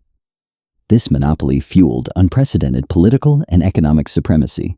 The coastal salt beds were so fiercely contested and strategically vital that major production sites, like the incredibly rich deposits at Imel, were heavily fortified with defensive walls to repel enemy incursions. Salt's influence extended far beyond mere dietary survival. It was deeply woven into the spiritual, economic, and military fabric of Maya society. In the realm of spirituality, midwives ceremonially offered salt to parents at the exact moment of childbirth, and a saline solution was ritually sprinkled throughout a home following the death of a family member to purify the space. In the theater of war, Maya veterans marched into battle wearing ingenious armor, consisting of short, formidable protective armor made of quilted cotton jackets, soaked in concentrated brine until they became as rigid and tough as leather. And this effectively created a Mesoamerican flak jacket, bound tightly with leather, designed to absorb the crushing blows of enemy weapons. Because Mesoamerica lacked beasts of burden, the arduous task of transporting this heavy, life-saving mineral fell to human carriers known as tlaimimes. These porters carried brutal loads of up to 23 kilograms on their backs, traversing dozens of miles across treacherous mountains and jungles to ensure the empire's survival. Centuries later, the mighty Aztec Empire elevated the strategic manipulation of salt to a ruthless geopolitical art form. The Aztecs understood that salt was critical not only for human survival and food preservation, but also for their massive textile industry. And saline solutions were heavily utilized as a chemical mordant by traditional cloth dyers to permanently fix bright colors into cotton fabrics. This was no small operation. The imperial tribute received by the Aztec state every year included an astounding 128,000 cotton mantles and 4,000 solid salt loaves paid by subjugated provinces. Within the sprawling markets of the Aztec capital, Tenochtitlan, conquistador Hernán Cortés marveled at the sheer volume of commerce, explicitly noting the massive sales of fresh and salted fish. Because the Aztec economy depended on this mineral, they weaponized it to starve rebellious territories into submission. When the fiercely independent province of Tlaxcala refused to bow to Aztec dominance, the empire orchestrated a brutal, comprehensive economic siege. And for over 70 years, the Aztecs completely blockaded the Tlaxcaltecans, intentionally depriving them of gold, cotton, and most crucially, salt. The blockade was so severe and protracted that an entire generation of Tlaxcaltecans was forced to adapt to a miserable existence, reportedly becoming accustomed to eating all their meals without a single grain of salt. This merciless tactic proved that in the ancient Americas, controlling the salt supply was tantamount to holding the power of life and death over an entire civilization. This ancient struggle for survival survived the fall of empires, crossing the threshold into a new era where salt would cease to be a tribal weapon and become the very engine of American industrial capitalism. When European settlers colonized North America, and the deadly mathematics of salt preservation crossed the ocean with them, they quickly recognized that securing independent salt sources was vital for the expansion of their colonies.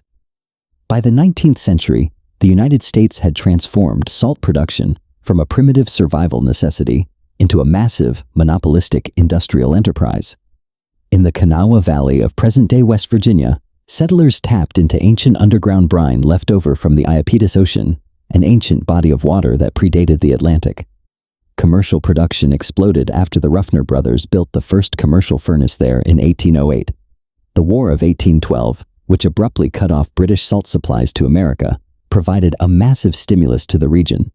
Production quadrupled across 52 furnaces to reach 1 million bushels, and this frenzied boom led to overproduction and plummeting prices, prompting a historic economic maneuver. On November 10, 1817, the major salt producers of the Kanawha Valley banded together to form the Kanawha Salt Company. This was a landmark moment in American capitalism. It was the very first output pool and central sales agency, essentially the first industrial trust, in United States history. To maintain high prices, the syndicate strictly limited total output to 450,000 bushels, set specific quotas for its members, and aggressively bought out distressed competitors to prevent them from flooding the market. A dark and tragic reality underpinned this booming industrial success. The Kanawha salt monopoly was built on the backs of enslaved humans. During the 1830s, when the valley reigned as the salt-making capital of the East, the vast majority of the workers laboring in the brutal, boiling heat of the salt furnaces were slaves. Even after emancipation, the grueling nature of the work persisted. Iconic African-American leader Booker T. Washington moved to the region in 1865 and spent his youth performing the agonizing labor of packing salt into heavy barrels. Further north, Syracuse, New York, dominated the national market so completely that it proudly adopted the moniker, the Salt City. The industry was centered around the Onondaga Salt Springs, an incredibly rich brine source that local Native Americans had been boiling since at least 1654.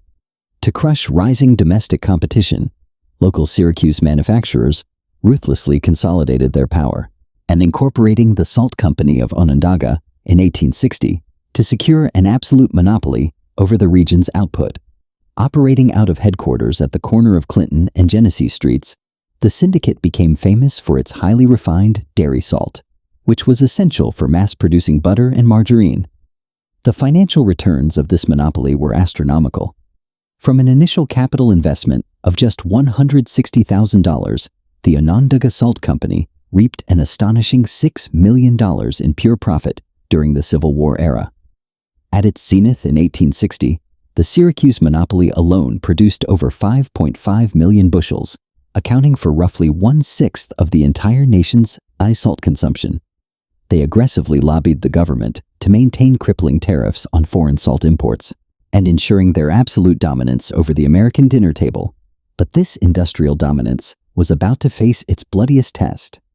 As the North and South fractured, salt would prove to be as decisive on the battlefield as lead and gunpowder. The ultimate, bloodiest demonstration of salt's strategic supremacy in the New World occurred during the American Civil War, a conflict where this humble mineral proved to be exactly as decisive as gunpowder. When the war erupted in 1861, a staggering industrial disparity doomed the Confederacy from the very first shot. The Southern states produced a meager 2,365,000 bushels of salt a year, which was less than half the amount generated by Onondaga County, New York, alone.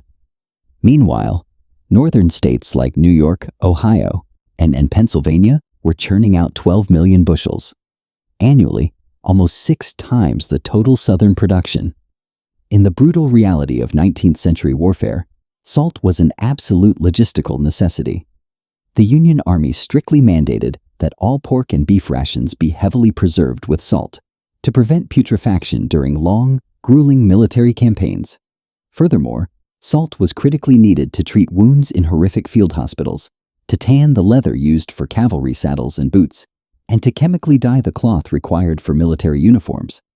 Even the horses pulling artillery cannons required salt in their daily diet to survive. The math for the South was grim. Every single Confederate soldier required a basic allotted ration of 1.5 pounds of salt just to safely consume their primary protein source, man bacon. As the governor of Georgia ominously warned in 1862, due to the severe lack of salt, only half of the state's meat could be successfully saved for the upcoming winter. Recognizing this glaring, fatal vulnerability, the Union Military Command systematically targeted the South's salt supply. A devastating Union naval blockade choked off southern ports, ensuring the Confederacy could not import adequate life-saving supplies of foreign salt. As extreme scarcity gripped the South, salt prices skyrocketed by more than 50 times their pre-war levels. The sheer lack of salt undermined Confederate civilian morale and caused widespread panic, as families realized they could not preserve meat for the winter. The brilliant and fiercely pragmatic Union General William Tecumseh Sherman explicitly recognized the mineral's unparalleled military value.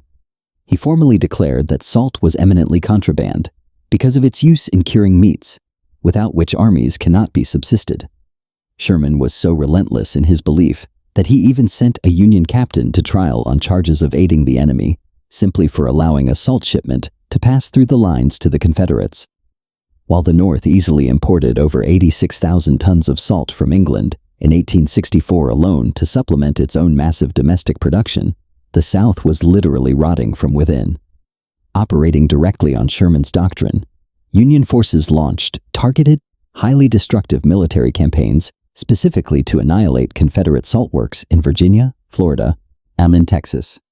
The Confederacy fought with absolute desperation to defend its remaining production facilities.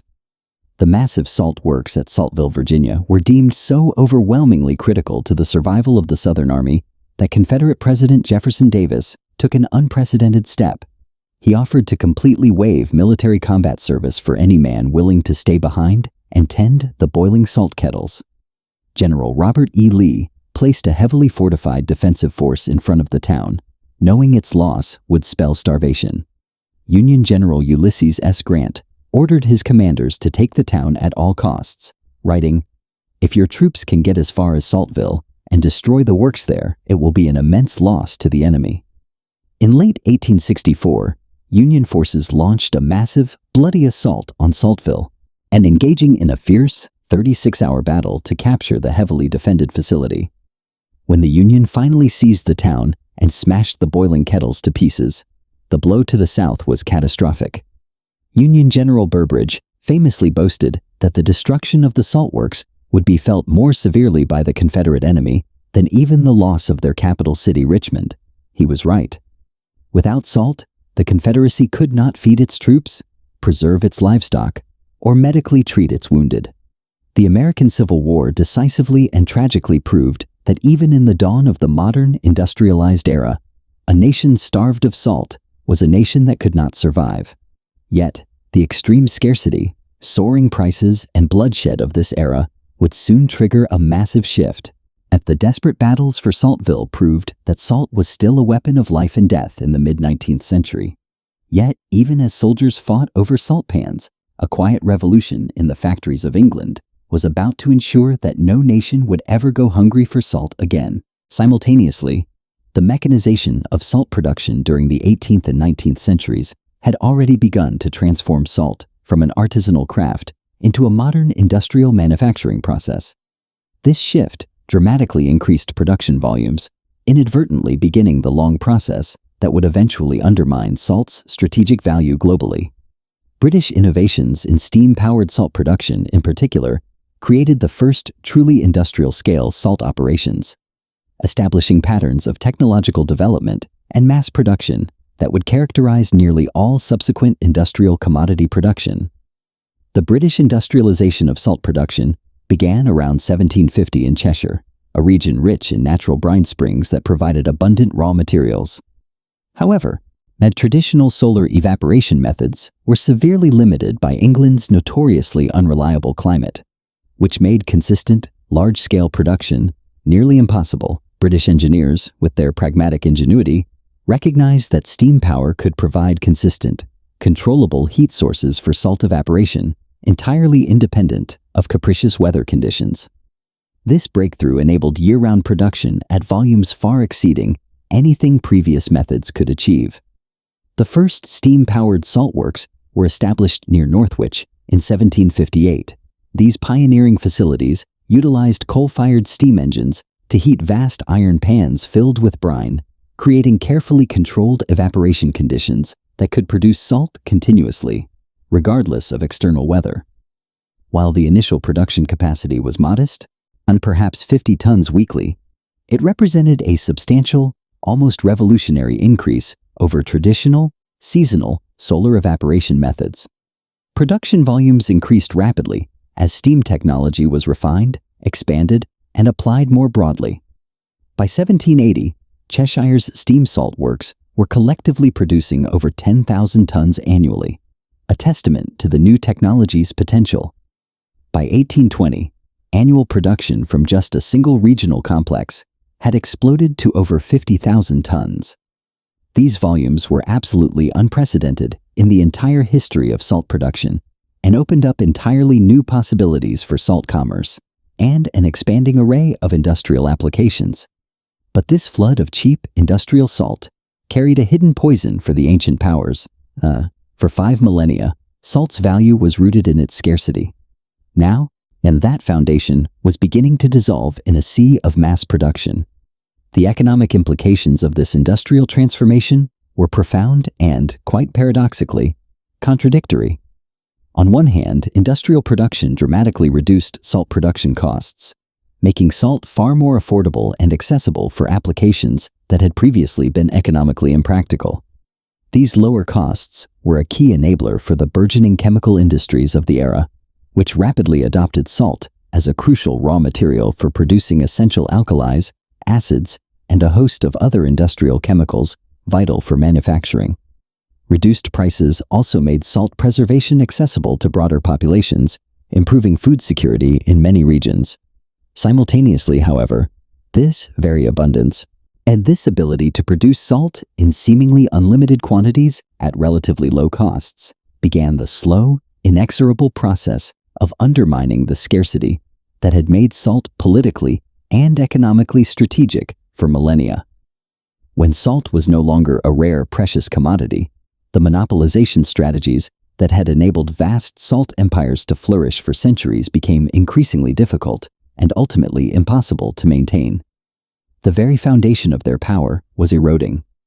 British industrial salt producers, keen observers of global markets, quickly recognized the far-reaching implications of their technological advantages.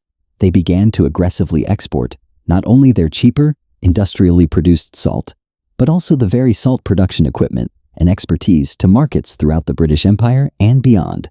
And British engineers played a crucial role, establishing modern industrial salt operations in diverse territories such as India, Canada, and Australia, regions where traditional, often primitive, production methods had previously dominated. This technological dissemination, however, also fostered competition. Rival industrial regions in other European nations, possessing their own technological capabilities and access to resources like coal and brine, soon began developing their own steam-powered salt production facilities. German chemical companies, in particular, pioneered integrated industrial salt operations, seamlessly combining salt production with broader chemical manufacturing processes, creating powerful, vertically integrated industries. And perhaps the most significant competition for British salt producers came from the rapid industrial development in the United States. The young United States possessed abundant coal reserves, extensive and rapidly developing water transportation networks, including canals and river systems, and a burgeoning domestic market that together provided ideal conditions for large-scale, efficient salt production. American entrepreneurs, driven by a spirit of innovation, began establishing industrial salt facilities around the Great Lakes region, expertly taking advantage of vast natural brine deposits and excellent transportation access that allowed for efficient distribution. The Syracuse salt operations in New York State became the most impressive example of American industrial salt production.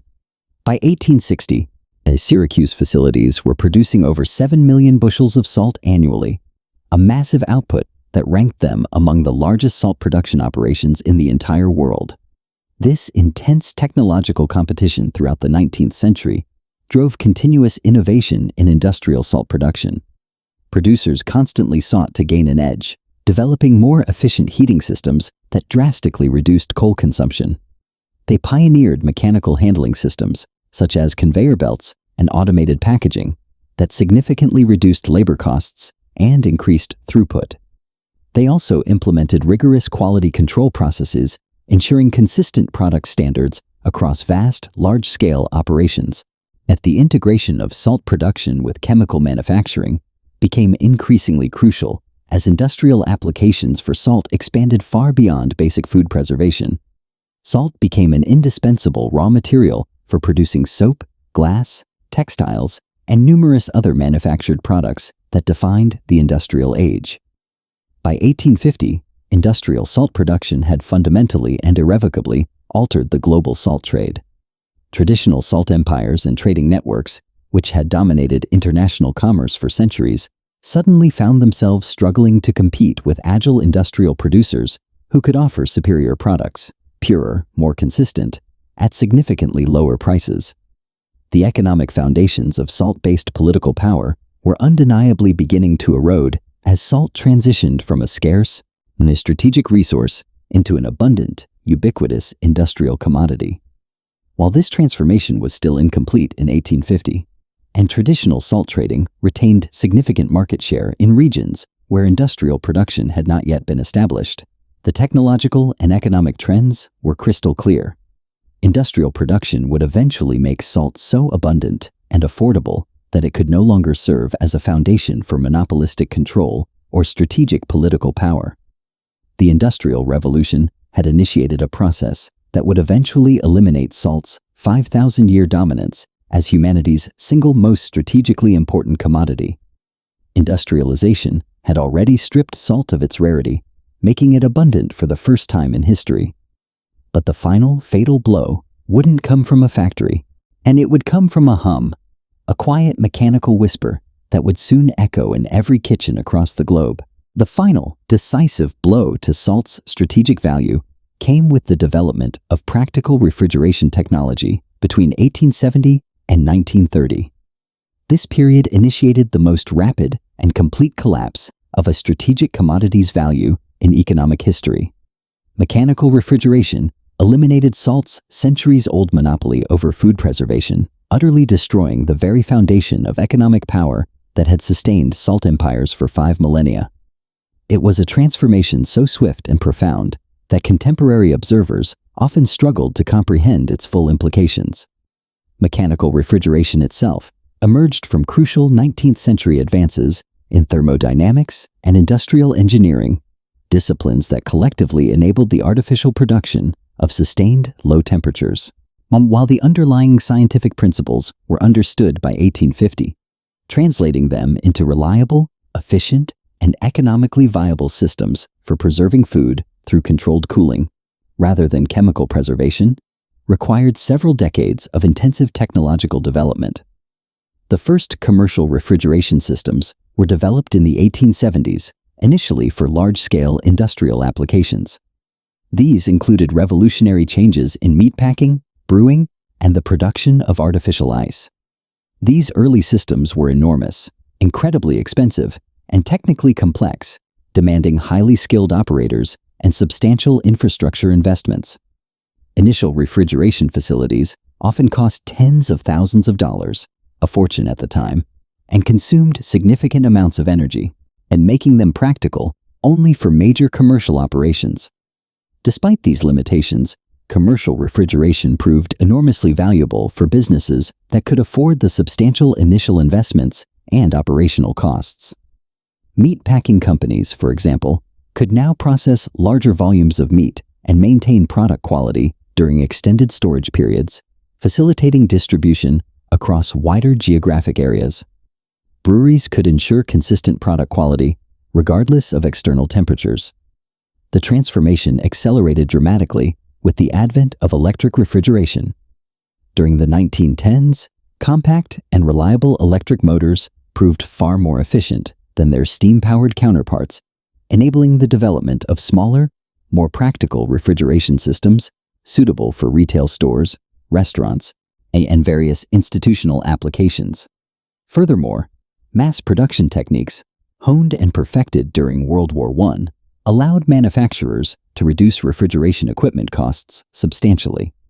Standardized components, assembly line production methods, and improved manufacturing technologies collectively made electric refrigeration systems accessible to much broader markets. By 1920, refrigeration equipment costs had declined by over 60% from their 1910 levels, signaling a major market shift. The introduction of household electric refrigerators in the 1920s finally created the technological foundation for eliminating salt's preservation monopoly at the consumer level. Early household refrigerators were still expensive, typically costing the equivalent of several months' wages for average workers. However, they powerfully demonstrated the potential for universal access to artificial preservation technology. Consumer adoption of refrigeration technology accelerated rapidly during the 1920s, transforming daily life. Household refrigerator ownership in American homes, for example, surged from fewer than 1% in 1920 to over 15% by 1930. Similar, though often slightly slower, adoption rates occurred across Europe, particularly in regions where electric power infrastructure was becoming more widespread and household incomes reached levels that made refrigeration affordable for middle-class families. Technological improvements continued apace throughout the 1920s.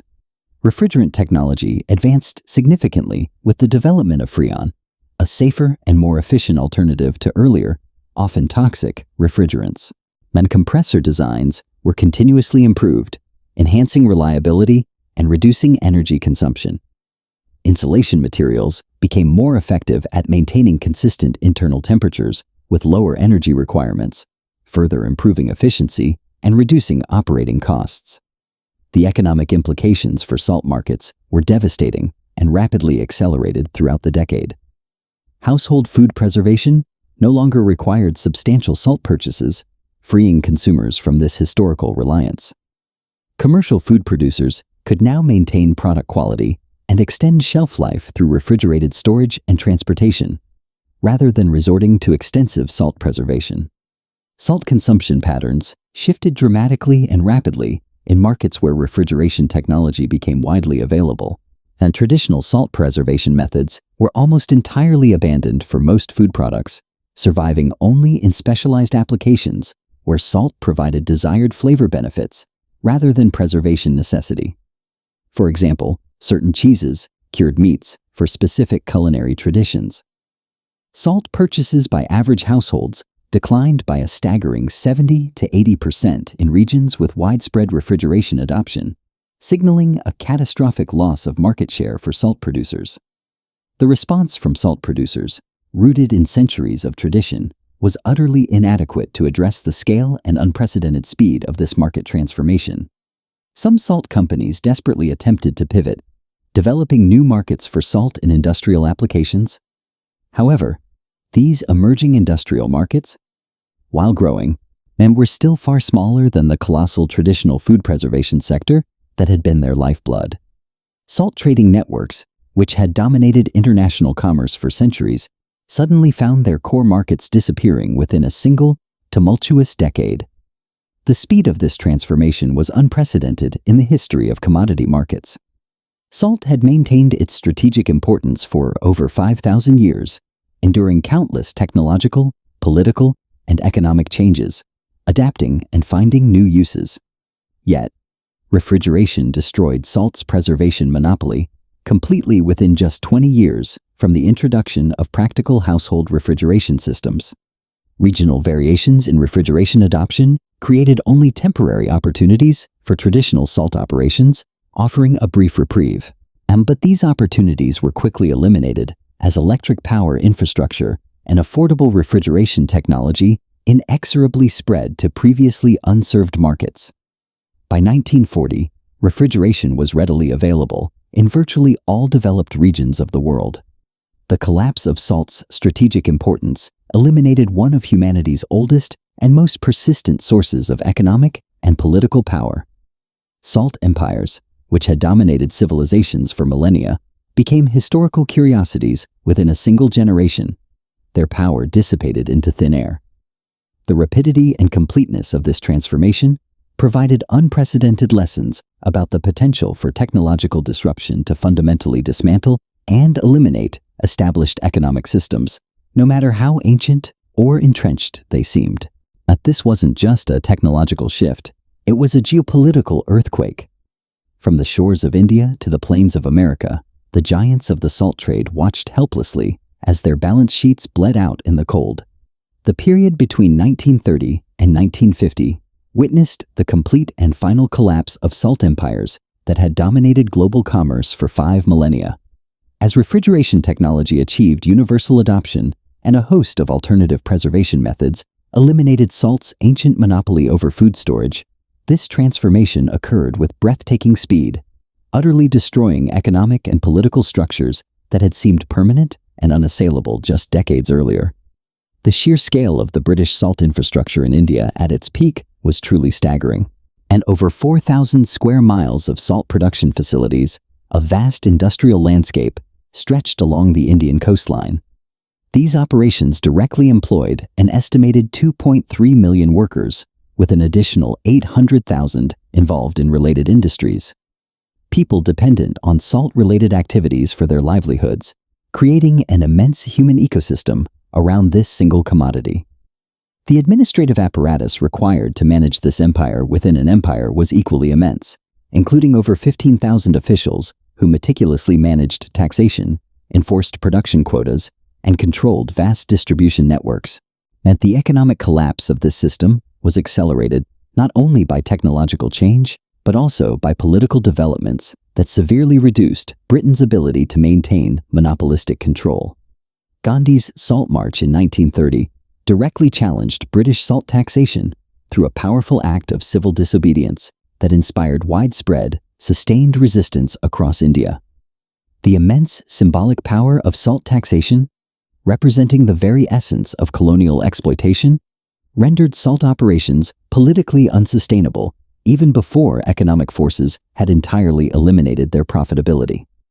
The British response to these mounting pressures demonstrated the desperation of salt empire managers confronting technological obsolescence and relentless popular resistance.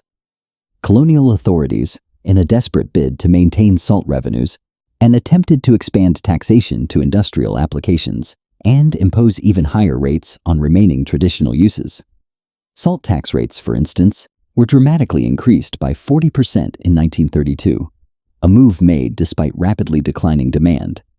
This created a vicious and unavoidable cycle where higher prices only accelerated the adoption of alternative preservation methods, further eroding their market. Internal British government documents from this period reveal a palpable sense of bureaucratic panic as salt revenues continued their steep decline.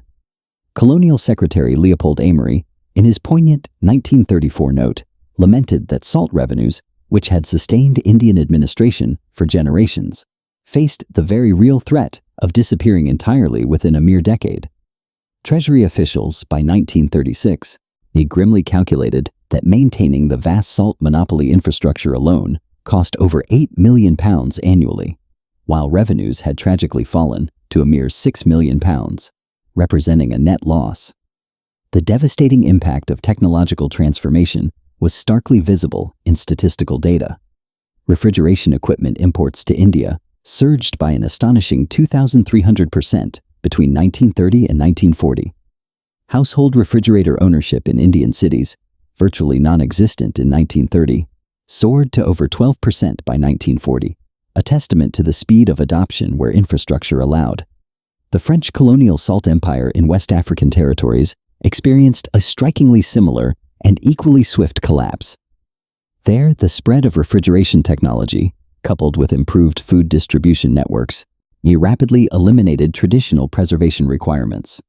French salt operations, which had proudly employed over 100,000 workers in 1925, were brutally reduced to fewer than 10,000 workers by 1940, as production facilities were summarily closed or repurposed for other, less lucrative industrial applications. French salt companies, in a desperate attempt to stay afloat, tried to expand into European markets where refrigeration adoption was initially slower. But this strategy ultimately failed as European refrigeration adoption accelerated during the 1930s, and domestic European salt producers effectively protected their home markets through protective tariffs. American salt companies, operating in a nation at the forefront of technological adoption, experienced perhaps the most rapid market transformation. That refrigeration adoption rates were highest in the United States, leading to an almost instant collapse in demand for preservation salt. The Michigan Salt Association, a key industry body, witnessed demand for preservation salt decline by over 85% between 1925 and 1935. Many member companies were forced to cease operations entirely or undertake wrenching restructurings of their business models. The town of Syracuse, New York, proudly known as the Salt City for over a century due to its prodigious salt production, saw its salt workforce plummet from over 8,000 workers in 1920 to fewer than 500 workers by 1940, leaving a devastating economic void. The enormous infrastructure investments that had sustained global salt networks for centuries suddenly became massive economic burdens as their core markets disappeared. The global salt production capacity in 1930 exceeded 25 million tons annually, housed in facilities that had cost the equivalent of over $500 million in contemporary terms to construct. The specialized transportation networks, meticulously designed solely for salt commerce, included thousands of specialized ships, railroad cars, and vast warehouses that had no alternative commercial applications. Salt production facilities were particularly difficult to convert to other uses. Solar evaporation facilities, for instance, required vast areas of shallow basins that could not easily be adapted to other industrial or agricultural applications, becoming stranded assets. The sheer speed of this transformation caught most observers, including seasoned economic analysts and long-standing salt industry leaders, completely by surprise. The prevailing assumption was that refrigeration would primarily complement, rather than completely replace, traditional salt preservation methods. The common belief was that refrigeration would cater to luxury markets, while salt would continue to dominate mass-market food preservation for the majority of the population. The reality, however, proved dramatically different and far more disruptive. Consumer behavior changed much more rapidly and decisively than anticipated. Once households gained access to the undeniable convenience and superior quality of refrigeration, they quickly and almost entirely abandoned traditional salt preservation methods. The freshness, ease of use, and overall higher quality of refrigerated food storage quickly created overwhelming consumer preferences that utterly eliminated demand for salt preservation, even when salt remained available at competitive prices.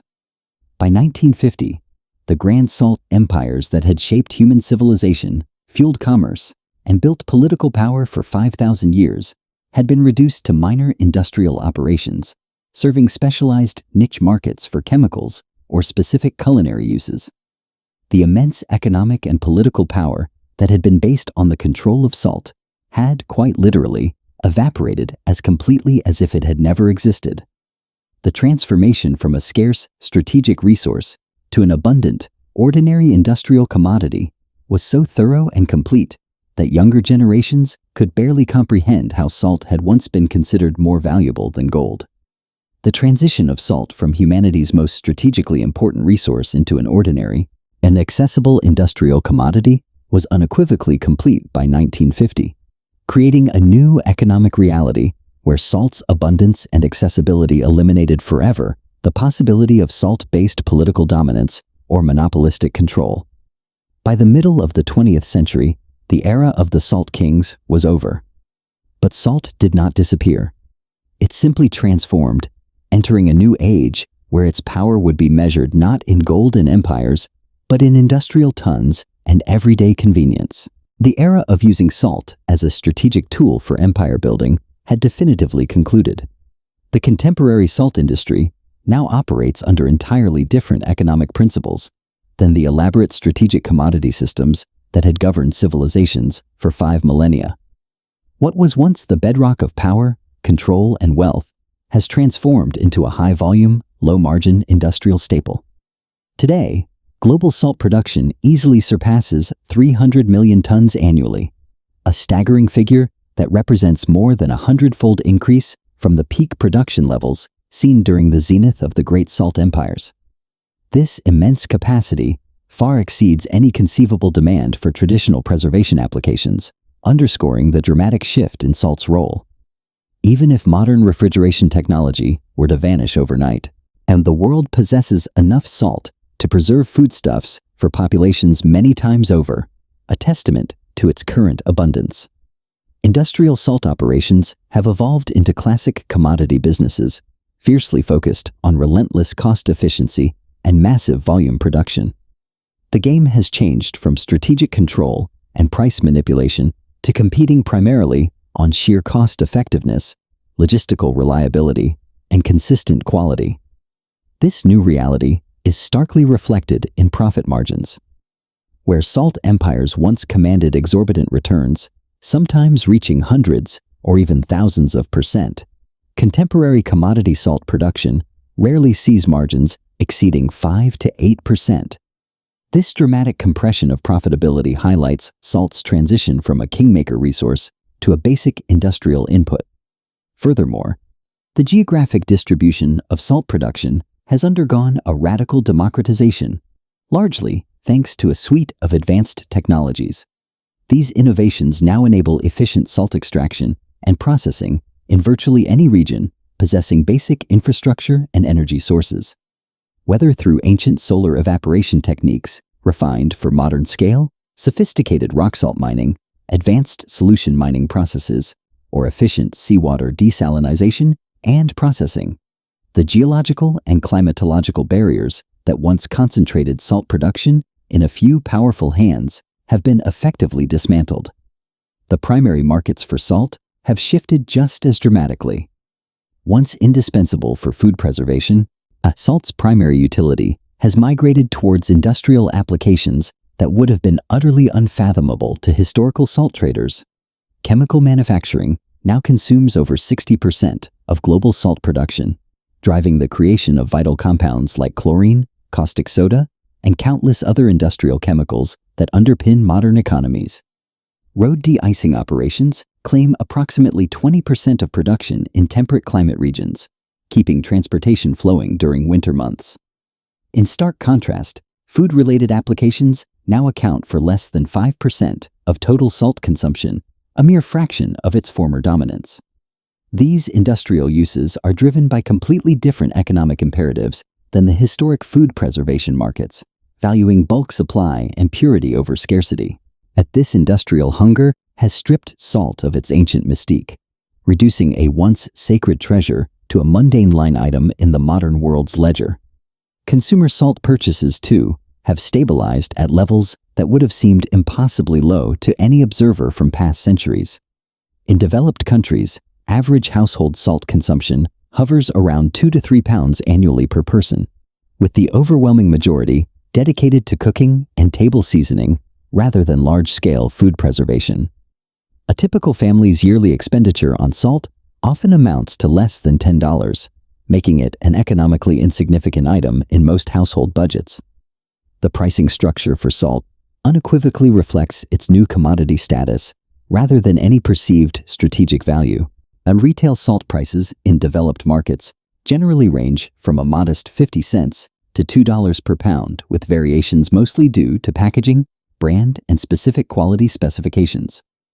The regulatory environment surrounding salt production and trading is notably minimal when compared to other critical commodity markets. Salt is broadly regarded as a safe industrial material, subject only to fundamental environmental and safety compliance, with none of the strategic resource controls that once characterized its trade.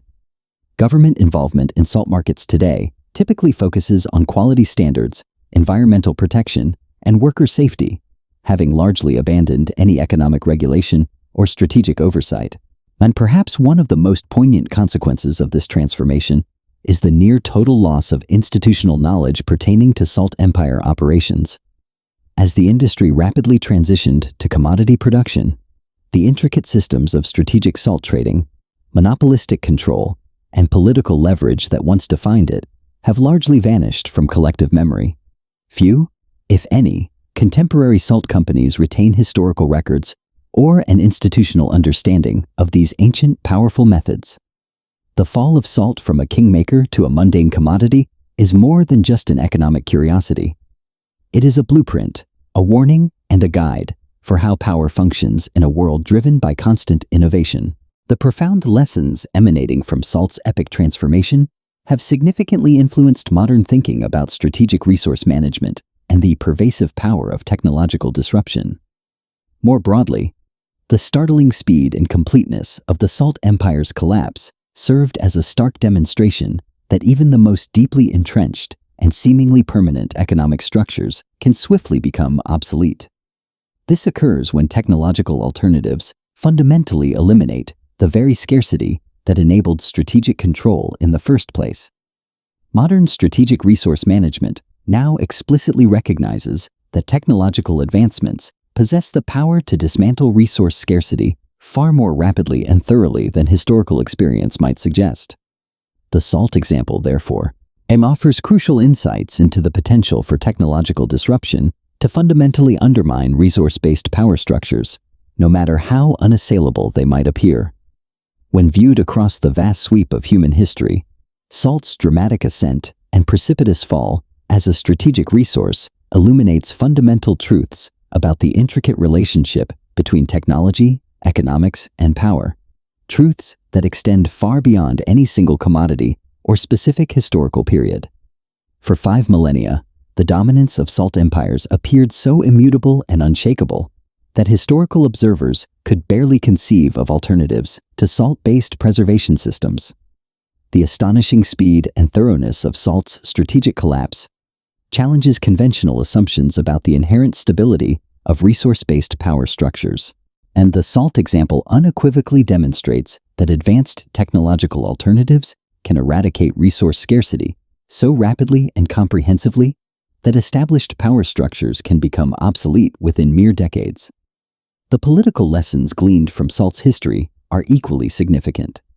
Historically, salt taxation and monopolization were instrumental in forging governmental capabilities and sophisticated administrative systems that profoundly influenced the development of modern state institutions.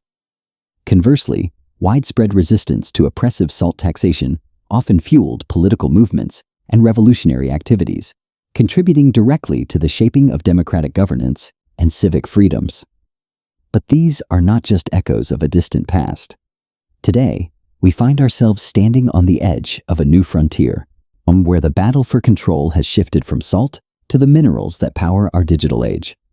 Intriguingly, contemporary strategic resource markets exhibit some striking parallels to these historical salt empire patterns. Rare earth minerals, burgeoning lithium deposits, essential semiconductor materials, and other technology-critical resources currently display scarcity characteristics that enable strategic control reminiscent of historical salt operations. The salt example serves as a powerful cautionary tale, suggesting that technological alternatives could potentially eliminate these modern scarcities far more rapidly than current market participants and strategists might anticipate. The fall of the salt empires offers a chilling prophecy for the titans of the digital age. Today, we say data is the new oil, but perhaps it is more accurate to say data is the new salt. Like salt, data is currently a strategic resource that enables massive monopolies and state surveillance. But history warns us that no monopoly is permanent.